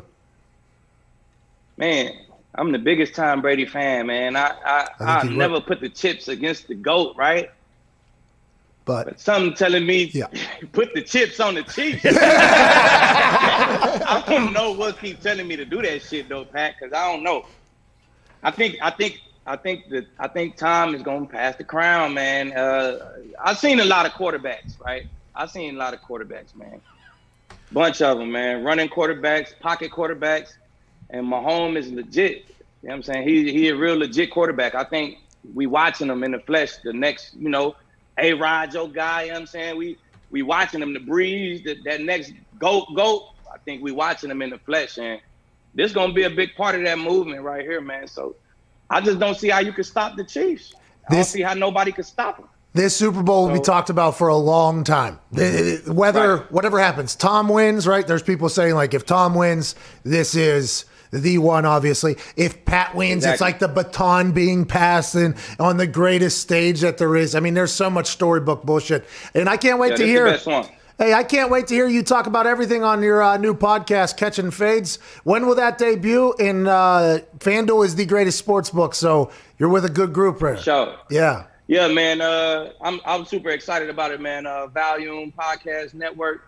Colin Coward reached out, man. Told me they wanted me to run it, so definitely excited about that. I think the first show aired yesterday. I got on with LeGarrette Blunt. We talked a lot of Super Bowl stuff Love like that that, guy. man. And yeah, it's cool. Geese, that's my dog. So it was a good episode, man. It's out right now on that Volume Podcast Network, man. Catching Fades, for sure. Geese? Am I allowed to call him that, you think, if I talk to him? Yeah, yeah. If you talk to him, you call him Geese, I promise you, he's going to bust out laughing. He's going to love you. All right, I appreciate that. Ladies and gentlemen, All-Pro, Pro Bowl, Super Bowl champ, Fox commentator, and host of the Catch and Fades podcast, Aqib Talib. Thank you. Thank you, man. Take care. He was incredible. Yeah. He's absolutely incredible. He's awesome. I'm gonna start downloading his podcast for sure. I believe I will be as well. Absolutely, for sure. Hey, you can't do what Lieb's doing. Can't do what Lieb's doing. Can't do it. How about him being like, a lot of film I had to watch. I was this close to being like, I ain't doing this shit. But hey, you signed up for this. Let's go. I'm happy he did. There was people, obviously, that were not used to it and hated it completely. And then there was a vast majority of people that were like, oh, this is a refreshing, this is a different voice than we normally hear. This is very nice. I enjoy whenever players are actual. Like, you know what I mean? Don't play the character of what, there's a lot of people that do that. Aqib Talib is always Aqib Talib. And I respect and appreciate that because he's one of the greatest football players of all time. So he can do whatever he wants. Well, how about your question when we were saying, hey, there's like 15 elite, like stud quarterbacks out there, and you jump in and say, well, why is that? What is it? The accuracy? Is it the mental, the timing? What is it? And he had a perfect answer. He's like, it's hard, man. It's a hard job. I'm like, yeah, you're 100% right. As I say all the time, it's the toughest position in all of pro sports, being an NFL quarterback. So, I mean, that's a big part of it, man. Like, there is so many things on your plate as an NFL quarterback while you have 300-pound guys running 4.5s trying to knock your head off. A lot of pressure. A lot of spotlight, a lot of potential volatility in your, perceived image. Like people will love you. And then, boy, people will hate you. Oh, yeah. I mean, that's going to happen. And it's an entire city, a bunch of people that you never met before because you are the quarterback. That alongside also having to know what everybody on your team is doing at all times and always making the play and touching the ball. There's a lot that goes into it, and I agree. I mean, punting is tough, and that doesn't get talked about. Punting is very difficult in the world of professional athletics. You know what I mean? Second hardest job. Yeah, probably second hardest. Oh, man. I'm tired. 32. Only 32 punting jobs open, man. Yeah, and also in the Pro Bowl, there's only one from each conference. One kicker, one punter. It's not like quarterback, the whole thing. No backups. No backups. But I'll tell you what, they will cut you and bring in somebody else. And most people won't even notice. And that is that's part of the gig. If the punter isn't a big personality like you, they may bring in a new punter and players in the team don't even know about it. Don't even know them. Hey, how you doing? Nice to meet you. All right, see ya. Ryan Allen had one of the best Super Bowls of all time. Got cut the year after. Broke a record. Yeah, broke a record. Yeah. See you later. See you, dude. Hey, it was fun, wasn't it? Thanks for playing. Not anymore. Where was he at? He went down to Tennessee, I think, Jacksonville. Tennessee? Whew, he was putting somewhere. He was always very talented, very consistent, you know. But when it comes to jobs in professional sports, I would rank punter amongst the easier positions. Falcons. I would, due to the magnitude of importance. And that was something I had to think about whenever we were down in some games, you know. And I was just sitting there looking. I was like, well, there ain't a single thing I can fucking do here. All right, I just gotta hope here. All right, like whenever I was a field goal kicker and a punter in college, it was like, all right, maybe we can get in range for a long one here. We can steal one if you need it. Now some games it's like down by 5 or whatever. Like it doesn't matter anymore. But as a punter, you're just staring there while you're down and you're like, let's go. Hey, let's go. Like, let's go ahead and do this. Now let's have a good time.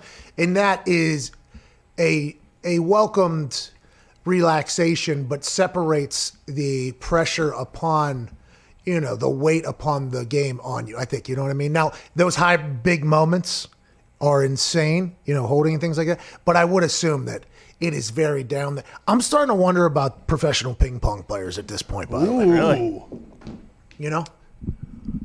What is there to wonder? Are there professional ping pong players? And how much do they make? And what is the ultimate prize? Is there a super pong? What are we? Gold medal. Yeah, an Olympic gold medal. Yeah. Okay, that's like that's a great moment. Are you talking like in a league, like a league championship title? Well, is there some sort of ping pong league out there? The Chinese Super League seems to be the top league, and the top players got $16,000 a match. Okay, how many? Yen? Yen? Yeah, it's not said. It does not say that. What is yen? Oh, this would be awesome if you were one of the top 10. It comes from the Chicago. It comes from a Chicago thing, so I believe it's in dollars. If you are one of the top 10 players, then your income would be in the millions. So that's probably a tough position. That's probably a tough sport to be a professional. How many guys make millions? How many guys make millions? 2? Top 10, it said. No. $1 Yeah, in yen I wouldn't is believe. 105 yens. Excuse me? $1. So a George Washington. One USD is and then 105. it's 105 yens. Yen. You said, yeah, okay, yep. Yep. You So I said got- $1 in yen is 105 $1 yens. is 105 yens. He's saying, $1 in yen No. is Oh, yeah. 105 yens. Is that what I'm trying to say? No, I mean, there was a... I believe Yeah, yen we is figured plural this. already. But One United States dollar is 105 yens. That sounds a little better, yeah. I think Tony is right too. I do not believe there's an S. I think it's just 105 yen. Is there not? It's a goose thing? Yeah. Exactly. It's a goose and a moose thing? Yeah. Uh-huh. And a deer? Are we sure about that? I'm almost positive. Hey, I've been there. Good time. Let's go to Debo in Columbus. What's going on, Debo? You been to China? Yeah, Matt. I've seen the Great Wall. No, you I've been haven't. on it. I have walked it. No, you Not all of haven't. it. Did you meet any ping pong players over there? No, I met good some question. camel though. I got them on the Great Wall selling stuff. Who's that? Camels. They'll bring their camels on. It's like a mobile marketplace, if you will. Stack all your clothes on the back of a camel. Hey, what do you want? This is going for 10 yen. Did you buy anything that was transferred by camel? I bought some Yu-Gi-Oh cards, but they were in Mandarin, so I actually couldn't, trade them with my friends back How home. many yens did you spend on that? They're all rare. I actually bargained them down to 5 yen. Bought So some that was... Like, oh my like, God, like that's an Oakley glasses. I got a you. penny. There you go. Yeah. For it. Oh yeah, I had so much yen. I was a real scumbag over there with it. 0.048. Yeah, seems like that's a common theme. What were you doing in China? What was Connor doing in China? Picking up some stuff. Isn't your sister from Cards. My sister's adopted, yeah, so I was picking her up. There's actually I do have a nice little story that circulated. I did tell people that we traded her for 3 bags of rice when we went over there. That was a really good one that was coming around in high school. You're a Yeah, bad guy, yeah. It was awesome. People believed it for a No, long you're, time. you're a bad guy. Let's change the subject. You should not be saying stuff. Well, you got to fill a bunch of paperwork. I thought people knew that.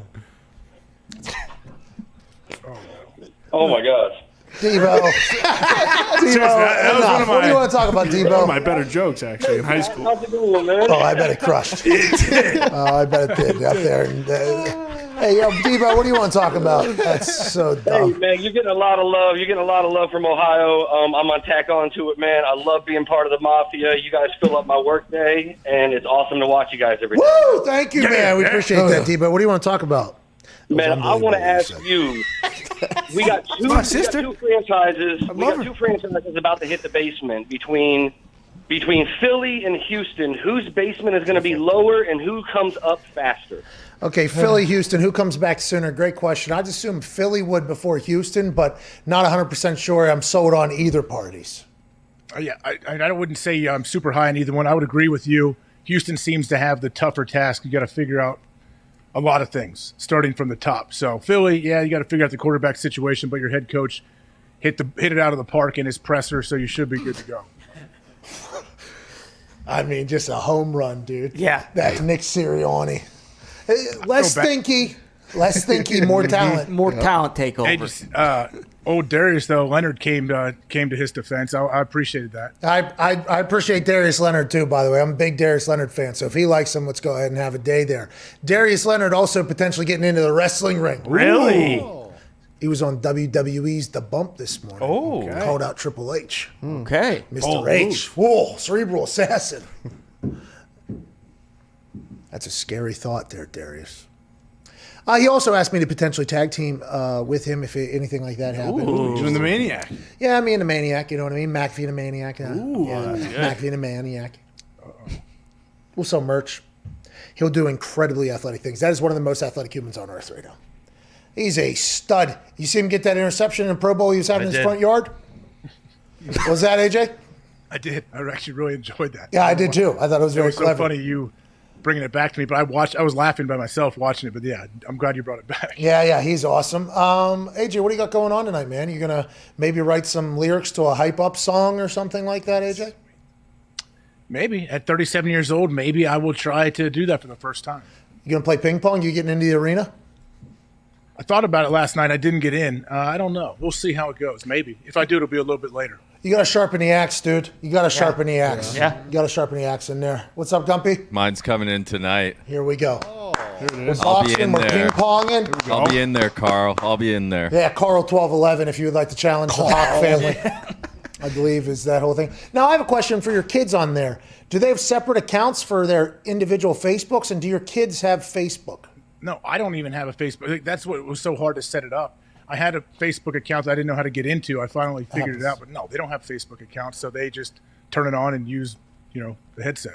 We've talked about this a few times in the last couple of days, but it was interesting to watch.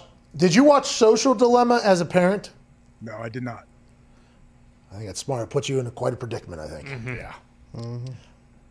It's an interesting thing about parenting in the world today. That's why I just go in the Oculus where Facebook runs it, and I know that they're not just collecting all of my shit there. No. They would never. No. You can trust Facebook. They actually are building somebody that has my exact instincts. Yeah. Oh, my God. Clone. Oh, what a stud, that guy. Because I've been putting on a show in there. Yeah. Imagine if Brock Lesnar gets in there and they start... Create him. No. 3D print a clone of Lesnar. Oh, no. Let's enjoy it while it lasts, fellas. Let's enjoy it while it lasts. Good run. Yeah. There you go.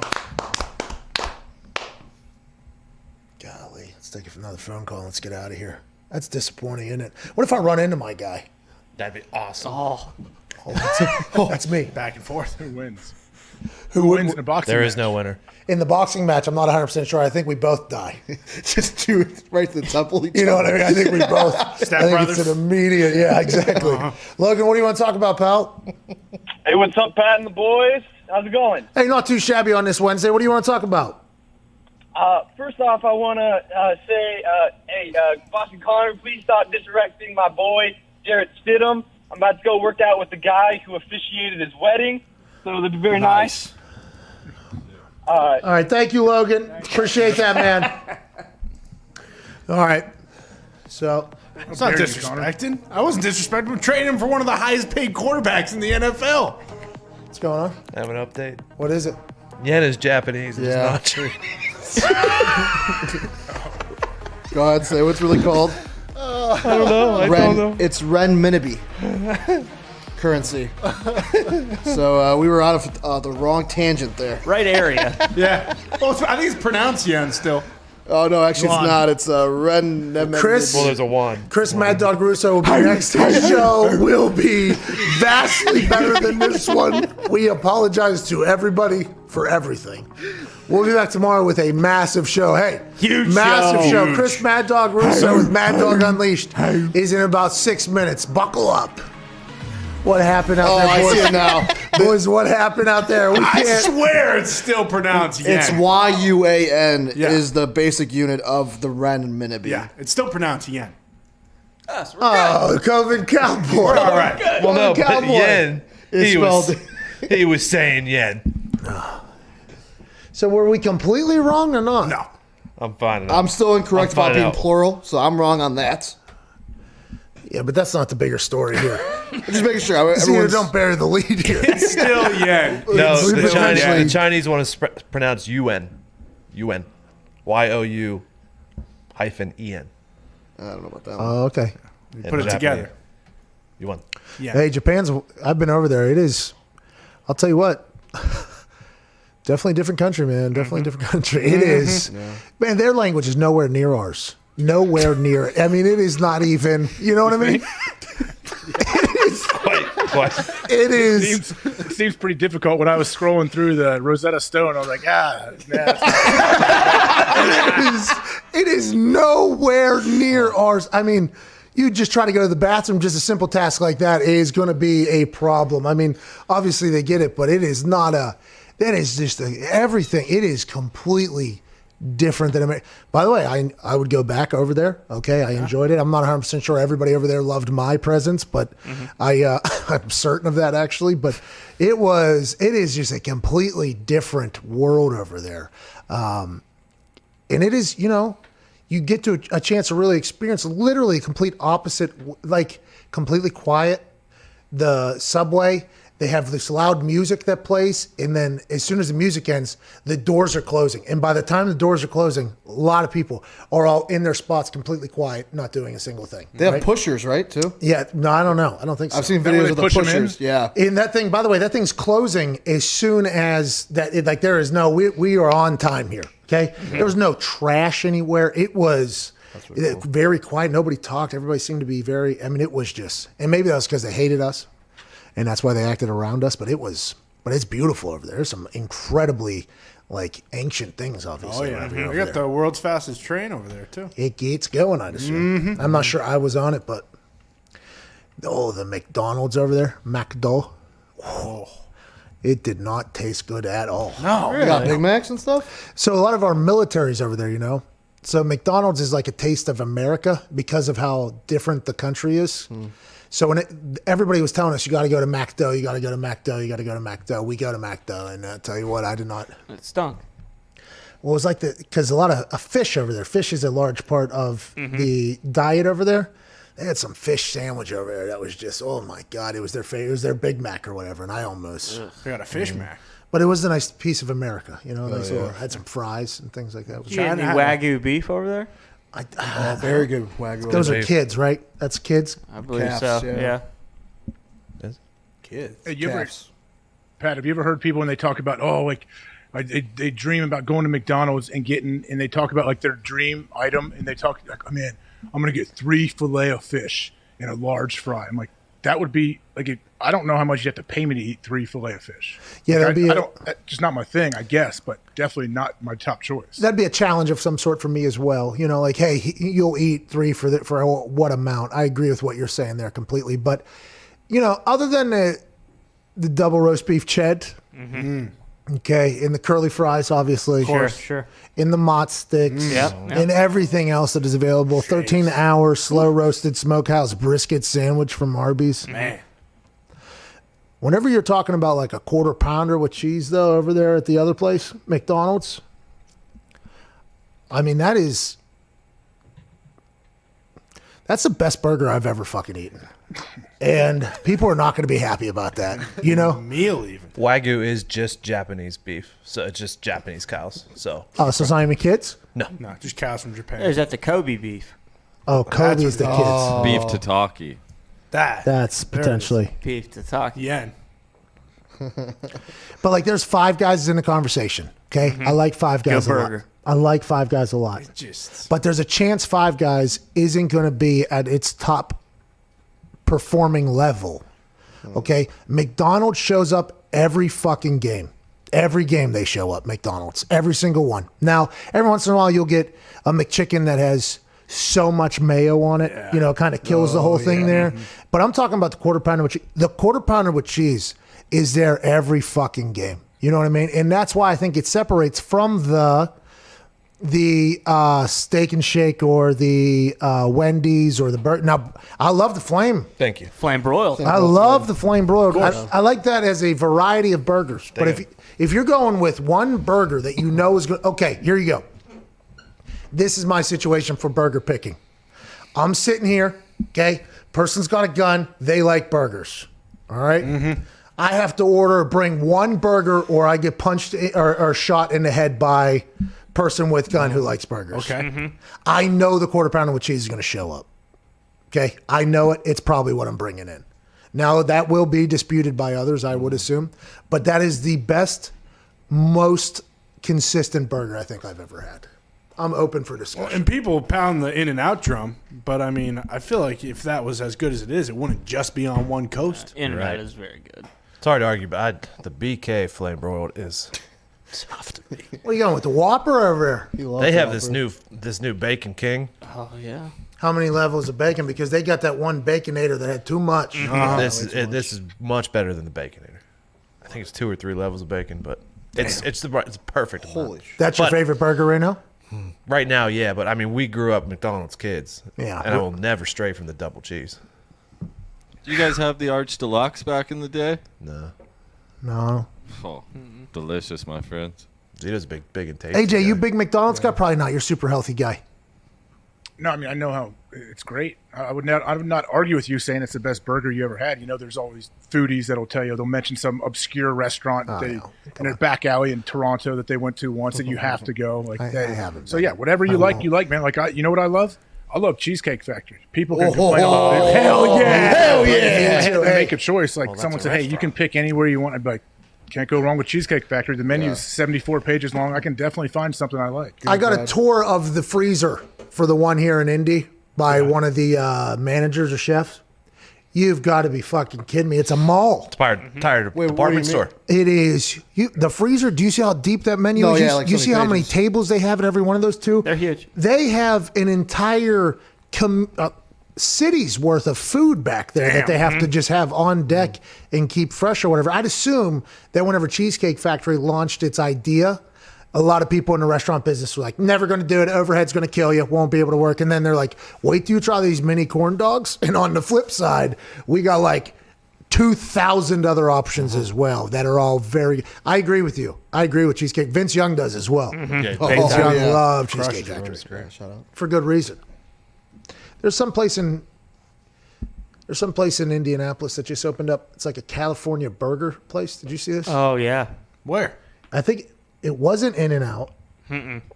Smash. But it was acting as if it was In-N-Out. The news was there, and they were saying there was lines for hours. And then I think Zito's right. I think it is Smash Burger. no, Yeah, I've had that in Chicago though. So did it just no? It was called California something Oh. There is a California burger. here in Indy. Mm-hmm. How many other places does it have? Let me look. Because what if these guys somehow hustled people into believing that they were In-N-Out Burger? It was called California. I saw it on the local news. It was unbelievable. There was like 4 cars waiting. There were like people waiting hours. yeah, this was like 6 days ago. Reporting the news. California Burger opens in Speedway. Yeah, that was it. Yeah, it was huge. Is there any other? Get a Whataburger in here, man. Well, is Whataburger the burger? Whataburger place. Yeah, that Whataburger place. That's Texas, man. How about Wahlburgers? Yeah. Oh, I love Wahlburgers. Yeah, bring one in. I don't trust California to make me a burger. Whoa. It's cowboy hat. That's Texas man right there. I don't want guac on my burger. Okay. What about Mama Wahlburger? Would you trust her to make your I hamburger? would. Mom Wahlburger good. Yeah. Sure. Would you buy a car from Mark Wahlberg Chevrolet? I've driven by a few of would. those. Mark Wahlberg has car dealerships. Is it all He Ferraris? bought car dealerships. He's definitely got a couple at least in Ohio. I couldn't hear him. What did he say? Is it all Ferraris? No. It's Chevrolet, dude. But we do also have some used Ferraris in the back, in the used car section. At one point in my life, I wanted to open a car dealership. Really? Yeah, because that's like a way, if you do like buying cars, to actually not lose a bunch of money in cars. And instead of doing that, I just decided to just keep them all. Buy the cars. Just keep them all and not sell them. And then, what's that? Probably a good thing you didn't open a car dealership. That's a way. Yeah, you can say, hey, this is how I feed my thirst for cars. I can do this and have the car dealership, but you could also lose everything you own too. What? I'm holding the line. What do you know? What are you even talking about? I mean, you in there pounding the pavement out there trying to go and sell those cars? You're going to be in the office? It's the internet. Everything happens at auctions and internets anyways, okay? Marino and Elway Meekums, made ever heard of entire it? fortunes off of them. What's that? Marino and Elway made entire fortunes off of them. Yeah, there's a lot of very wealthy car dealerships. I don't know if they're going to continue to go the same way. I think there's only going to be a few cars that everybody's going to buy going forward, and I believe they're all going to probably be electric. Shout out Tesla. Well, you build them online. You build Teslas online, and they just make it. Like Tesla has barely. Like they don't really have many stores left. They had a store in India. They shut it down. No need. That got shut down. Don't need them. The one in the mall's dead? It's no longer a museum, which is all it was, by the way. It was just a storefront where you could walk through and see Elon's biggest toy. Look at the new toy. We got butterfly doors, okay, on this one. You can, and then we'll give you an iPad that you could create your car that you could have done at your house. But we'll stand here, and we'll help you through the whole You have any process. questions? Carvana does that. By the way, too. I did buy one. I did buy one day. I was the target customer. With the iPad and everything? Oh, yeah. I got you. I sat in a car. You know, I was obviously on planet Earth altitude. Sure. And I sat in a car, and then I went on a little bit of a test drive, and then we parked it, and I went back inside. I'm going to buy one of these things coming. And they said 1 month I'll be able to get it. And I was like, give me that one. Give me the fastest one. Give me that one. Give me that one. Give me that one. It was awesome. I got car sick in that goddamn thing. But yeah, I do believe that museum that got me hook, line, and sinker now doesn't have to get people hook, line, and sinker because everybody sees them and sees and everybody knows about them now. The only issue Elon's facing is he's got spaceships that are just crashing into Earth and exploding. Yeah. That's a little bit of a problem. Yeah, but he doesn't care. Like they said, they knew it could happen, and it's like, oh, here we go. What was it, 40 mil? We'll see it. We're doing great. Everything's going well. Where's our civilian flight? Is that coming up? Yeah, he's testing things out, so there's going to be failures, I guess. It's like, when you're testing out some things in a game or whatever. Sure. There's going to be some failures in that whole thing like that. But those starships, by the way, if they're just going to pump them out every 3 days, and they're going to be $5 million, everybody on Earth is going to have those goddamn starships that can't afford or try to afford. And if you can't afford, you can work on Mars to afford. That's a dealership to think about getting into. Starship dealership. Pat McAfee, AJ Hawk, and the boys' Starship dealership. Yeah. Let's get off the launch pad first. I mean, I'm not spending $5 million to go on a 4-second ride where my fiery death is the end of it. I mean, come on. Well, that's different versus ours. Ours actually goes. Yeah. Well, this is show me testing. something then, Elon. Okay, this is testing. All right, testing. We got to get through these parts, okay? You got to crawl before you can walk. Yeah. True. And then you can walk. And then when you start walking, you start picking up the pace a little bit. Guess what you're doing? Speed walking. Yeah. Okay? Then you're gallivanting. All right? Then you're jogging. All right? Then you're giving maximum effort but not jogging any faster to make it look like you're running faster. Then you're sprinting. And then we're flying. Okay? The Starship has a lot of steps that have to go. They're still just collapsing into Earth at a very rapid rate for a massive explosion upon hitting the ground. Yeah. What's that, man, sir? Breaking news. What is it? Cream Jump Man is. Oh, no. Oh, this poor guy. Oh. What does that mean? He has it. I've been hacked. It's just a back pedal. This poor guy. Hacked? You mean he has not been hacked? No. What he's saying is, I think maybe he got pranked. Is that what he's saying? Maybe he got pranked by somebody? No. Sure. It's like when someone gets caught doing, like someone tweets something out they shouldn't, and then they do the old trick, I got hacked. Like he realizes what he did probably now. Okay, well, Trey Songz. I'm happy to hear that Trey Songz.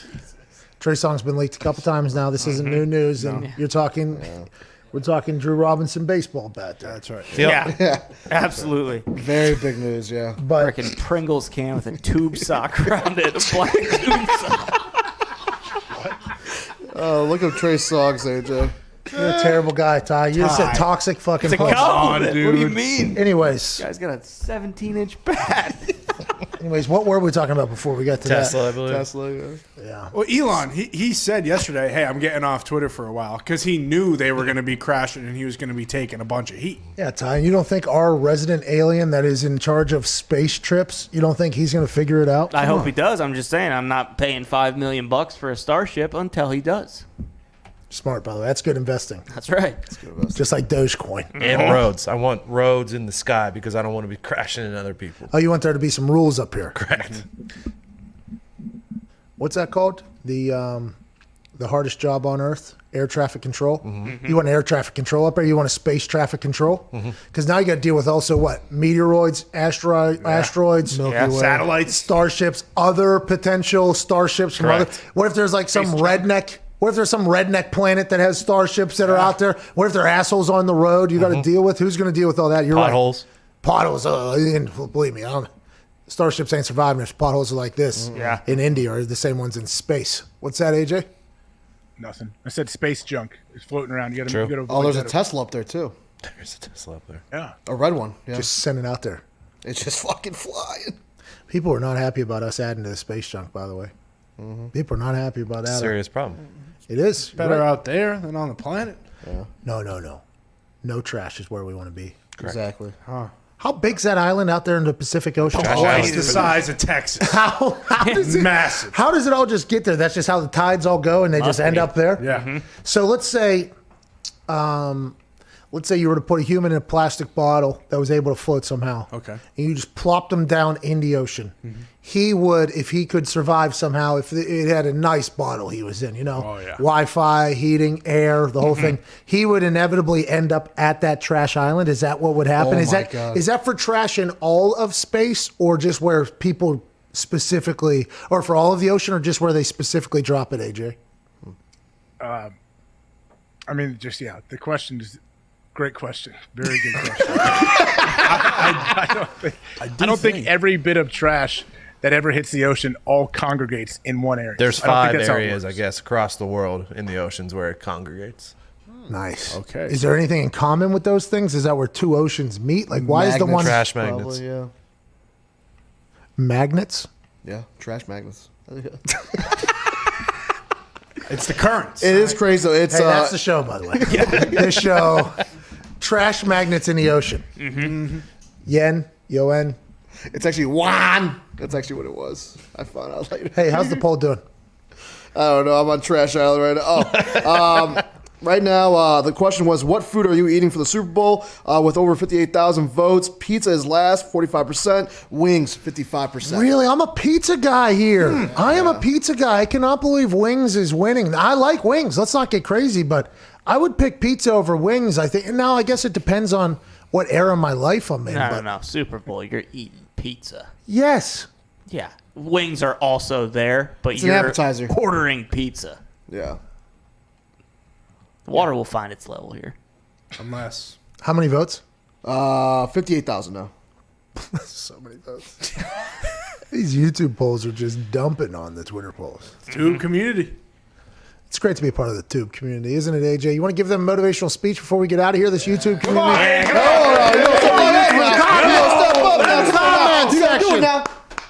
No, I don't. But what do you mean that YouTube poll compared to a Twitter poll? Is this a different situation you have going on? Yeah, so a couple days ago, Louis Tubes, Of course.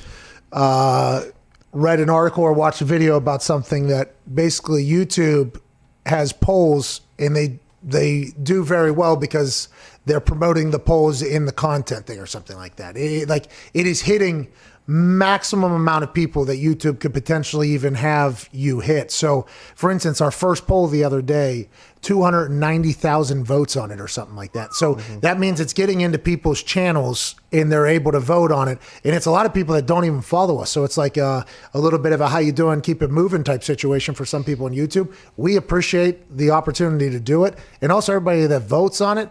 But it is a great thing that YouTube, it is much better than any poll that we've ever had on Twitter. Much better than any of that. So how do people vote though? Like where does it show up for them? It shows up in their feed, but also if you go to our page, it's in the community tab.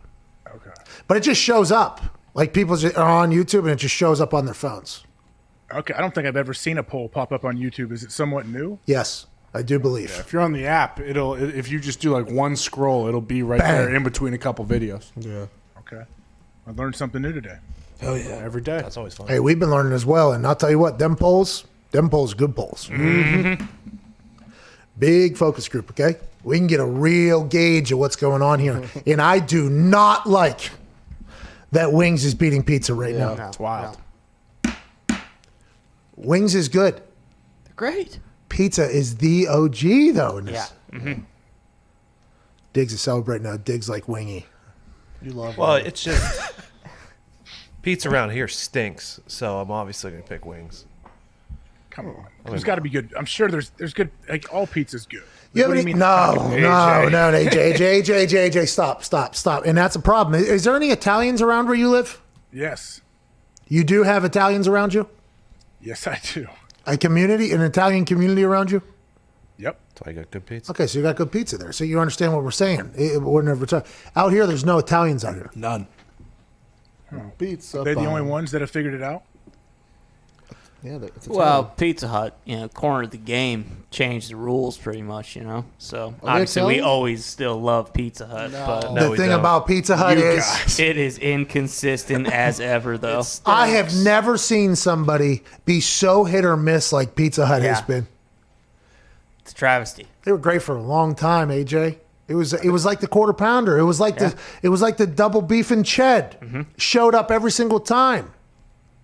Something happened though this past. They lost their way. Yeah. Pizza Hut was made in Wichita State. 2 students. Those students would not be happy with the performance of some of their Pizza Huts. They need to do undercover boss. Figure this out. They do. They died. You remember that Hooters guy? What a. Do you remember that? There were guy? a few cards in that show. That undercover boss show was Good show. maybe one of the most nerve-wracking shows of all time. I assume to be the contestant in that. The boss going in there like, please, somebody that represents the company above averagely. Yeah. Please, God. There's always one that did not uphold the motto of that company. Pizza Hut's so good, and they just closed down because of their inconsistency, which is a lesson we should take to our life. That's right. Show up. Show up. Game day. Show up. Like Aqib Talib. He said, what did he say? Super accountability. That's the Patriot way. Amen. Which is potentially a Tom Brady way as well. Or just the way you should probably go about your life. Maybe. Teach their own. That's right. We'll be back tomorrow. What an ending. Oh, is there something? Yeah. You have something you want to say? I love it. I like every part of watching your brain work. Like when you were trying to come up with words earlier to describe like slowly walking, I'm gently walking. You threw gallivanting in. That's what got me right there. Well, I had to imagine myself going at different paces in different moments of my life, like when do I gallivant? When do I move? What does gallivanting mean exactly? Could Zito tell me? It's a little bit of a You can picture a it. yaunt. It's a little bit of a yaunt. Let me try to look it You know up what I real mean? You quick. can picture it. Could Galvanizing. Zito do it? Can someone demonstrate? There's no reason for you to be doing what you're doing right now, okay? You hear me? What am I doing?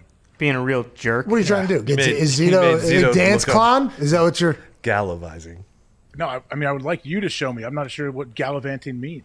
You know what I mean? It's just a little bop in your step. You know what I mean? You got a little... To travel, roam, or move about with pleasure, being gallivanting all over town.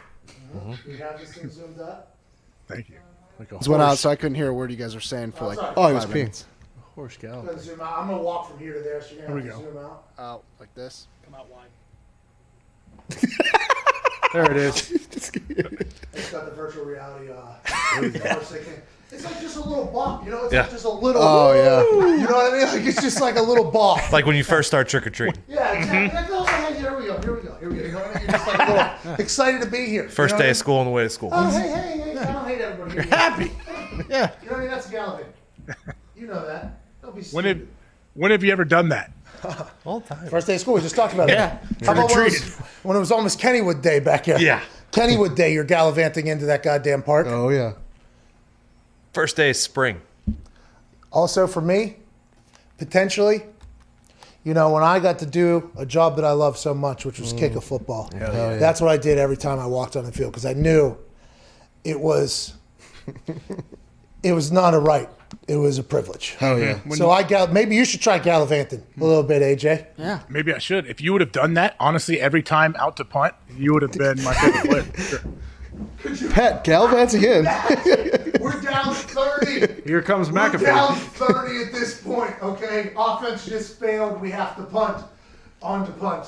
And then Antonio Brown just takes it. Fucking Antonio Brown just takes it running. Oh, my God. That'd be the worst. All right. That's the show. See you guys. See you tomorrow.